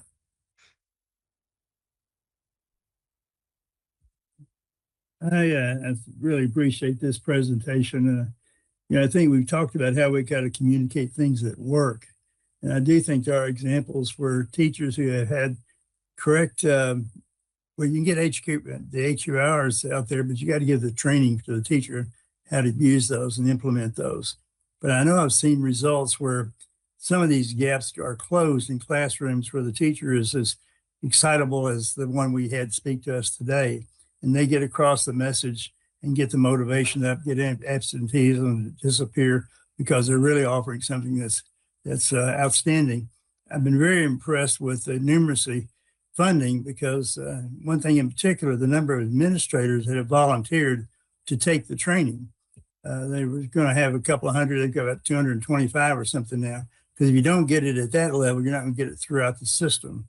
So you talk about a whole product, you've got to have the available materials, you've got to have administrative support, you've got to have teacher support. And I think if we pull out those things that show where some of these improvements are made with economically disadvantaged children and others, but they make real strides toward improvement when they have the whole package offered to them, because it's in there. And if something's good, you just need to do more of it. And I think that's our message we need to tell people is we know things that work, but we got to have the money to make it work. But thank you all so much. I'm very, very impressed. Let's see. I'm having difficulty finding those who have their hands up, though I know they are. Dr. There are Pate. those that have their hands up. I see Dr. Pate. Thank you, ma'am. Yeah, I wanted to, I think we all look at this through our lens, through different viewpoints. But one of the things I've been thinking about is the work we're doing on the High School Transformation Network team. And one of those goals is the sharing of best practice. And we've talked about, how to look at making sure we're sharing best practices amongst school districts that can emulate, what type of best practice work is being done. For instance, the high school I graduated from may not be able to implement everything that Seneca or, Dunbar, some of the larger schools are doing. So how do we create those like mission, like demographic,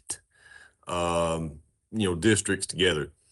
So Karen, I can't remember if it was you or Leslie we were talking about. One of the things that stuck with me is it's not just the socioeconomic status of the student that can exacerbate these gaps. It's also the socioeconomic conditions surrounding the counties or the cities, of these school districts.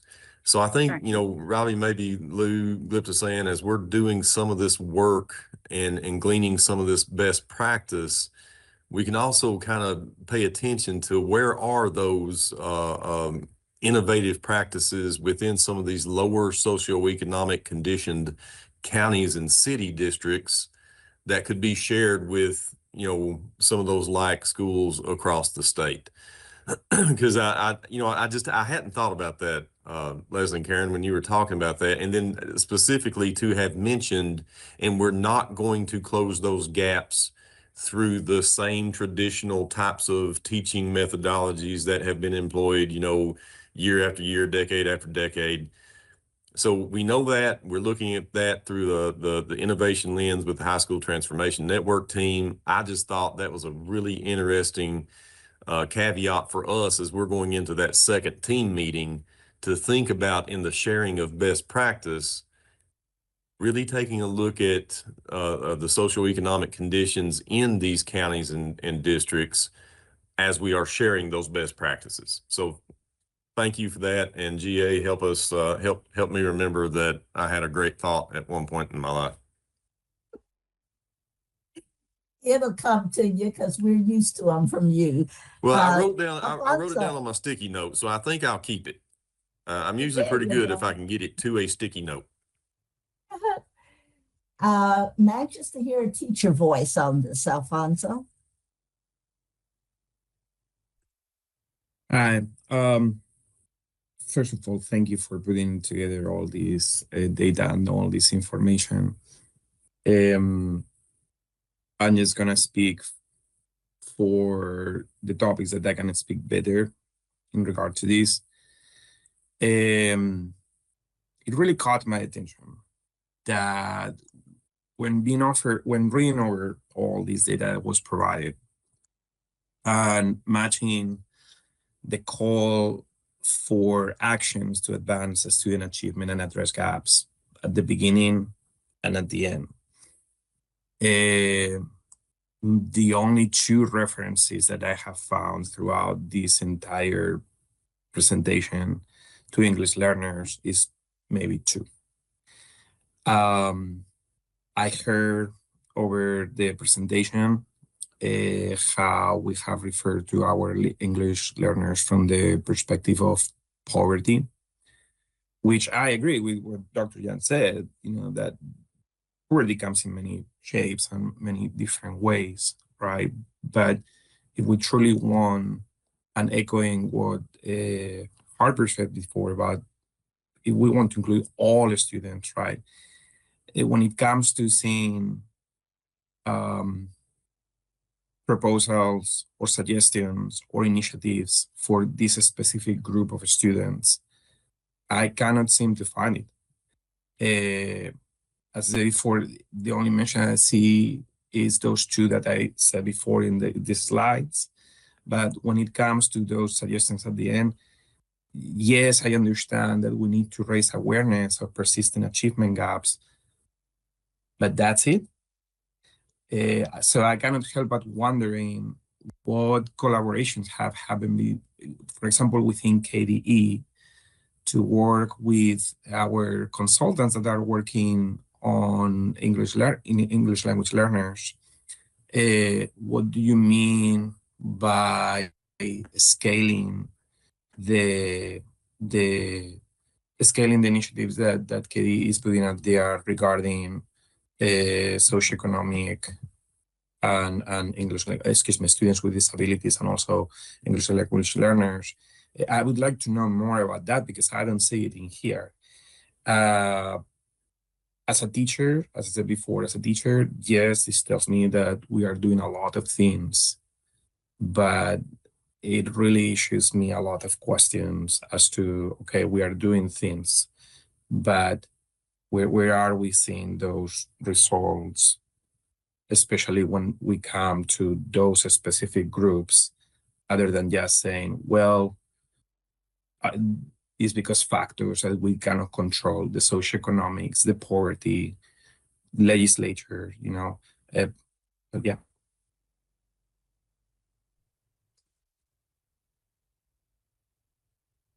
So, Jennifer, you want to address that specifically? I do believe that where we do have specific goals, achievement goals for English learners. We have different populations throughout the state of Kentucky where that English learner student populations factor in and count a lot and their needs cannot be hidden. So they are definitely a part of the awareness of the intervention. I'm going to ask, for example, will letters and our math initiatives help in a specific way the work that we must do for those who have responsibility for teaching English learners? And Dr. Stafford, may I cut in just a little bit here? Would that be okay? Absolutely. Wonderful. So Alfonso, I do want to admit that we fully acknowledge that this has been a gap in terms of the supports that we're providing. Dr. Foster's team has a beautiful Title III team, and it's connected much more to funding. But I think I hope you've had a chance now to talk to Will Spalding, who came to us. He was a principal at a newcomer academy. He was working as an English language director in Warren County. But even before Will joined us in the OTL, we were making a much more conscious effort, to Dr. Robinson's point, to ensure that English language development teachers were aware of the opportunity to participate in things like letters. So those structured literacy practices, there's a big difference between supporting toward the WIDA standards, and that's an important part of what needs to happen for those students. But we also want them to have rich experiences in Tier 1 connected to grade level learning. And so it's that structured literacy approach that we are seeing that will have an impact on student outcomes and student ability to read and navigate specifically in English. And so we've kind of changed the way that we're promoting any professional learning opportunity to schools and districts around who should be at the table, how they're looking at those materials, because even within HQIR, there are specific supports for English learners. But you've got to be aware that those live within those materials, and you've got to have those teachers at the table to be able to have rich discussion around that. So we are actively working to do a much better job of supporting those educators. This summer, there will be sort of there used to be some annual summits for English language directors and teachers, but that kind of went by the way of the wayside for a little while. So we are having another round of those in this upcoming summer. So we are working to address those gaps because those students matter and they deserve the same access to high quality instruction that each and every student across our state deserves. So I hope that makes you feel at least a little bit better in terms of the presentation. And I did not in any way mean to omit that, because that certainly falls under evidence-based practices and what we want in terms of the best interest of those students. Just a quick follow-up to what Mickey, you I'll said. also add, oh, I'm sorry, Alonzo. No, I was about to say, quick follow-up to what you said. Is there going to be any way to track the data about how ELD students benefit from teachers who have gone through the letters training? And not just in terms of WIDA, but also like you were saying before, in terms of like, education and whatnot. So what I would love to see that we don't currently have access to unless it's voluntarily submitted into Infinite Campus are the screening and diagnostic results for those students. So we really are limited at the KDE, again, unless voluntarily submitted by KSA. And I do believe, and Dr. Stafford, I don't want to speak to you about WIDA outcomes, but I'm sure that that's also something that we would have at the state level. But also, Alfonso, we can see how the teachers are providing feedback in the professional learning, and at least in terms of a qualitative sense, how they feel that professional learning is applicable to their students and to the classrooms that they're engaging in real time. And so we want to continue to track that in addition to watching for student growth in any and all of those mechanisms that we have at our disposal. Julie.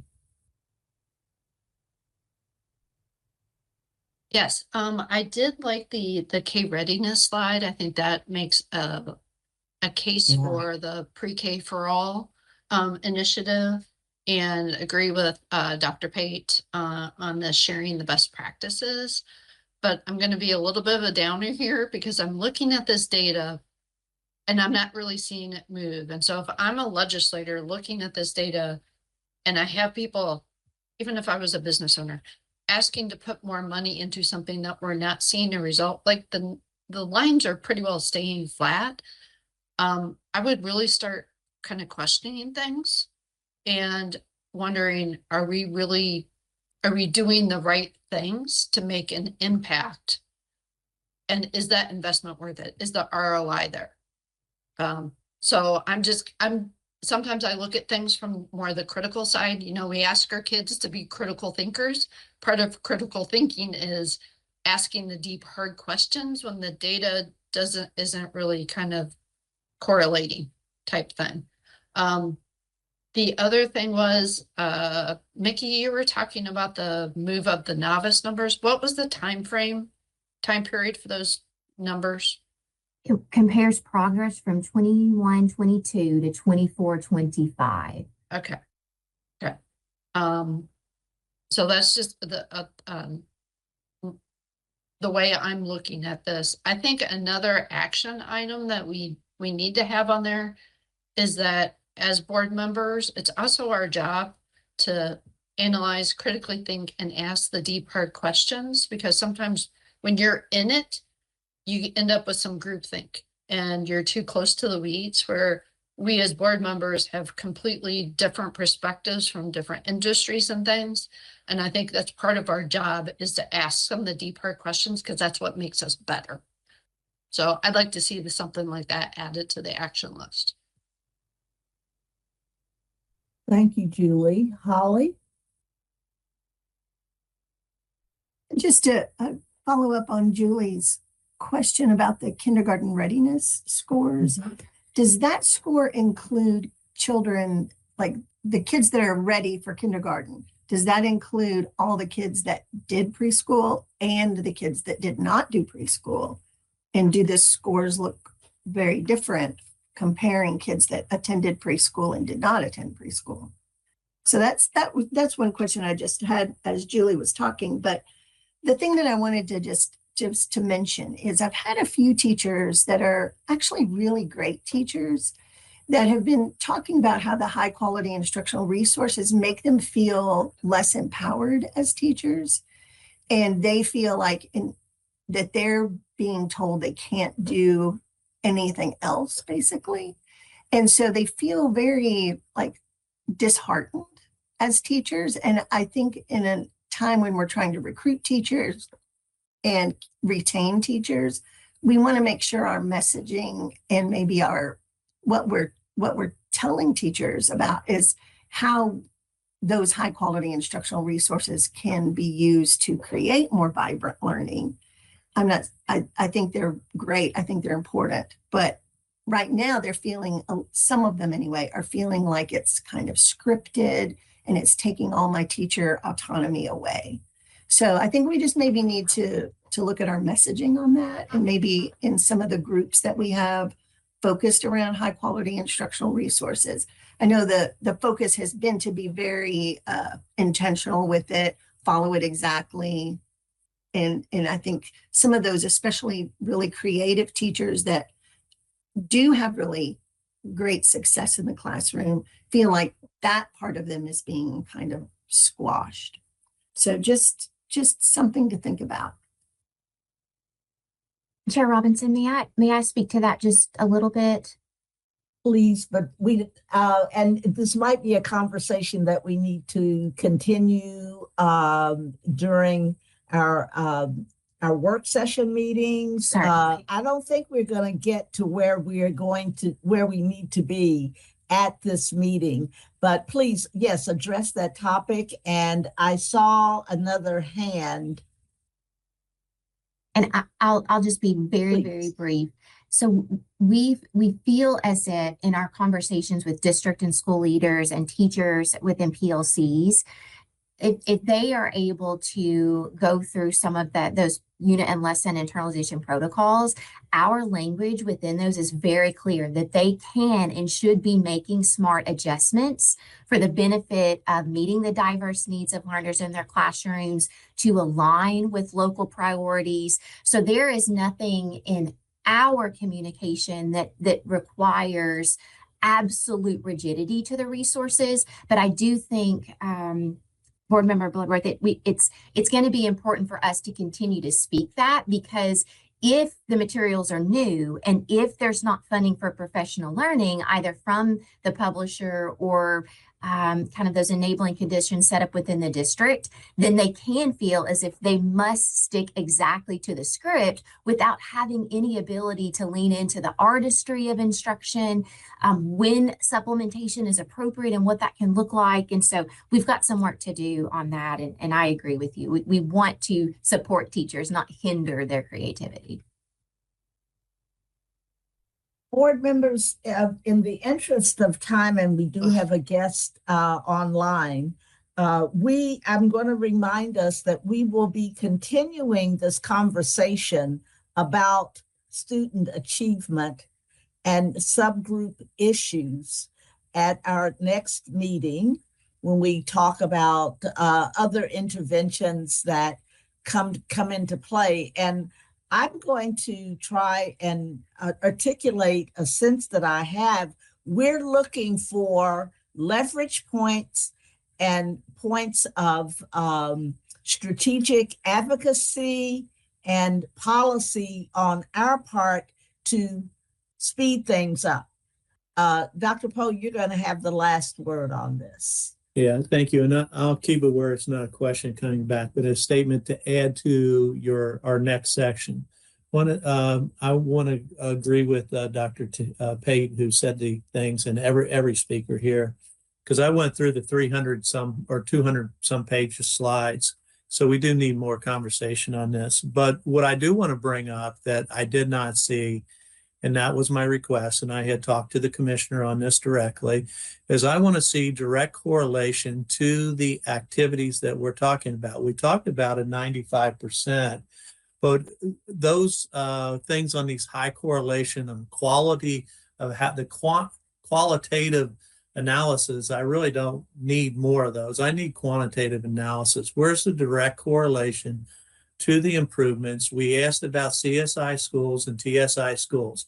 We spend millions of dollars on that. What's the direct correlation to any of these things? Because it would seem like they would be using these strategies even better. Are they going up? Are they going down? Are they stagnant? And I also would like to see, we keep talking about improvements based on the data that I've seen in these graphs. It's going to take us over 30 years when I started dividing out years. We don't have 30 years to wait. So let's also talk about not just improvements that we're doing, but what transformations are we also doing, as Dr. Pate talked about. We have a high school committee. We probably should also have a middle school committee. And we probably should have an elementary committee also looking at transformation, because I'm not sure that our currently designed system that we continue to do is going to bring us the results that we're looking at long term. So I agree with you, board chair. We need more time, and the virtual session will be great. But if we could add those things about the other practices that we're promoting and actually do direct correlations with the outcomes so that we can see quantitative data. In the reading, for example, I have asked, and I spoke with the commissioner directly on this too. We talk about in our data points there about poverty and poverty being that multiplier. But I have highlighted 4 county school systems that are defying the odds, that are high poverty and are high proficient readers. So what are they doing? Have we made visits there? As Dr. Pate said, and what correlations are we having with those that's really defying the odds so we can dig deeper into those?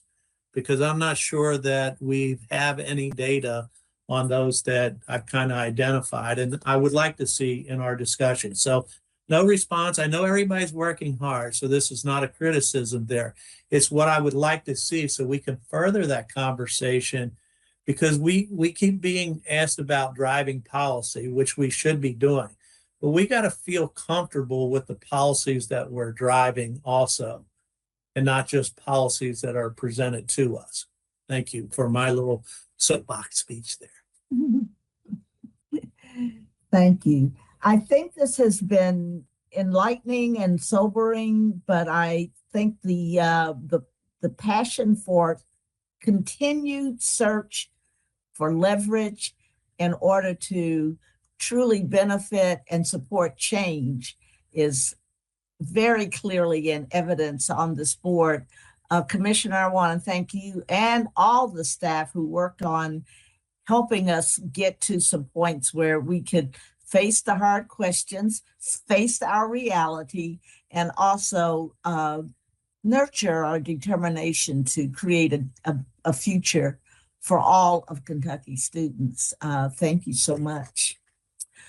Board members, we have now one final item, a very pleasant one. It's the presentation of the 2025 Kevin C. Brown Strategic Award.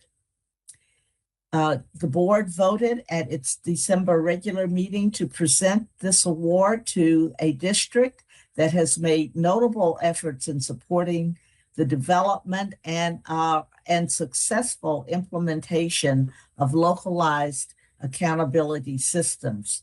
This award is named for Kevin C. Brown, the current General Counsel for Jefferson County Public Schools.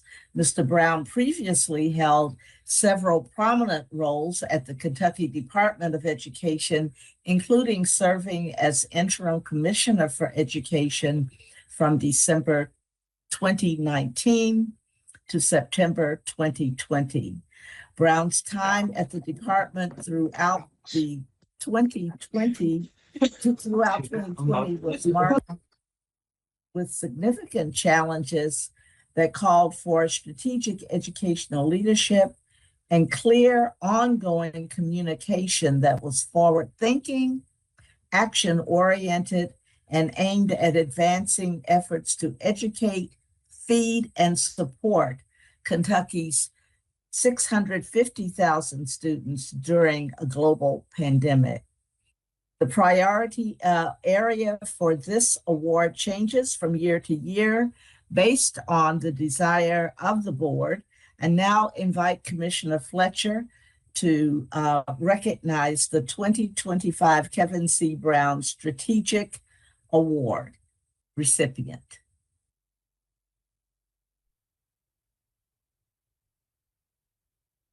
Thank you, Chair Robinson. And based on the board's direction, criteria for receiving the 2025 Kevin C. Brown Strategic Brown Award included: 1, notable efforts in supporting the development and/or successful implementation of a localized accountability system. 2, evidence of localized co-creation to define student success. This includes strong consideration of parental engagement, community partnerships, and non-academic factors affecting school quality and the overall schooling experience in the development of the local accountability system. And 3, evidence of collective commitment to create learning experiences that are relevant, authentic, and joyful for every learner. This includes efforts to design and promote vibrant learning experiences for all students, as well as professional development and support for staff focused on vibrant learning experiences. According to the winner's nomination, Bullitt County Public Schools leaders realize that the test scores alone were an incomplete picture of success. In 2016, a district-wide call to action asked, "What are we missing?" and which measures will truly reflect life-ready graduates. Over the next 2 years, teachers, parents, students, business partners, and community members and other community members came together to co-draft the board's aspiration statements, core values, and graduate profile, all anchored in real stories of local learners. That collaborative effort led to cohort-based professional learning and the launch of the Community Collaborators for Innovative Learning Team, or their CCILT, in 2021, culminating in fall 2024 with the formal establishment of the Community-Based Accountability Steering Committee. The district didn't just open the front door to community input, it invited the community to help redesign the house. BCPS recruited a 40-member committee that reflected the full spectrum of its community. What followed was an invitation to co-create a new foundation for accountability, one rooted in trust, vision, and community values. The CBA, or the Community-Based Accountability, began not with data, but with shared purpose. BCPS designed each session with intentionality, balancing structure, reflection, and responsiveness to ensure participants felt seen, heard, and valued. Community building first. Every meeting began with a community builder rooted in the district's graduate profile or core values. These short reflection prompts and table conversations created the psychological safety needed for participants to speak honestly, challenge assumptions, and build trust across roles. Co-design that evolved with the work. Each session was dedicated to co-creation of a refined set of community-based accountability pillars for BCPS's accountability system: student learning, physical and operational care, life readiness, engaged and well-rounded students, community collaboration and engagement, and student safety and well-being. Expectations for each pillar were identified through concrete descriptions of what it looks like when the pillar is alive in the system. Consistent feedback loops. Each session ended with a reflection. Participants noted what was working and what could be improved. This reinforced that this was their process, not just the district's. This ongoing process was shared with the wider community. As BCPS moved beyond compliance to embrace life readiness, authentic learning experiences shifted from rare exceptions to everyday practice. Through cohort-based professional learning, teachers have launched authentic learning experiences that immerse students in real-world challenges, culminating in vibrant student exhibitions where learners showcase their work to peers, family, and community partners. Early indicators show that this student-centered shift is fostering deeper connections between learning and life. Attendance at exhibitions is up. Survey feedback highlights increased motivation, and students report greater confidence in their own learning. As BCPS continues to refine its local indicators, the true impact will be measured not only in traditional data points, but also those representing the curiosity, agency, and community-minded spirit of its learners. The district is finalizing its locally co-created accountability pillars and launch a public-facing dashboard mapping each pillar to clear, measurable indicators. Steering committee subgroups will partner with district data teams to define student-friendly metrics for everything from life readiness to community collaboration, ensuring the dashboard speaks in plain language and invites ongoing feedback. Congratulations to Bullitt County Public Schools for receiving this award. And we have Superintendent Jesse Bacon is online with us. And I invite Jesse to share some remarks. Dr. Bacon, this is the second time I've seen you this week, I believe. Lucky me, Commissioner. Lucky me. Thank you so much for those kind words. And I want to thank the entire Board of Education for recognizing our commitment to work collaboratively with our families, students, staff, and community leaders to clearly define what school and district success looks like for our community and to hold ourselves accountable to those expectations. We are proud of the commitment that we have to create meaningful, authentic learning experiences that are relevant and that spark student interest in every classroom in our district. And we're committed to building a local accountability system that brings transparency, trust, and actionable insights into the work that we're doing to increase community involvement and continuous improvement initiatives within our district. So we're proud of the work we've done. We know we have a lot of work left in front of us, and we appreciate the recognition from this team on the work that we're currently doing. So thank you very much. Superintendent Bacon, we are certainly very proud of you and very appreciative of the opportunity to recognize and document a local community committed to being clear about its responsibility and expectation to support student achievement in regard to things that really, really matter. We've been saying a lot. It's every student, every child, their progress is precious because that's the hope that we have for our future and our future community. So we really appreciate your work. Thank you so much. We hope you'll be very forthcoming to let us know how we can support your efforts into the future. Thanks for joining us virtually. Look forward to seeing you in person soon. Thank you, Madam Chairperson. I appreciate that. Congratulations. Yeah, congratulations. Absolutely. Board members, we have had a really, really substantive, productive meeting today. I appreciate your attendance and the hard work of getting through a long agenda through virtual attendance. You've been really diligent in that regard. Thank you so much. I'd like now to entertain a motion to adjourn. Steve Trimble will make that motion. Is there a second? Lou Young, second. Thank you so much. We have on the table a motion to adjourn. Luther, would you please call the roll? Holly Bloodworth, Holly Bloodworth, yes. Harold McKinney, Harold McKinney, yes. Justin Pate, Julie Pyle, Julie Pyle, yes. Randy Poe, Yes. Sharon Robinson, Sharon Robinson, yes. Lee Todd, Lee Todd, yes. Steve Trumbull, Steve Trimble, yes. and Lou Young. Lou Young, yes. Voting is complete. And we are adjourned. Thank you so much.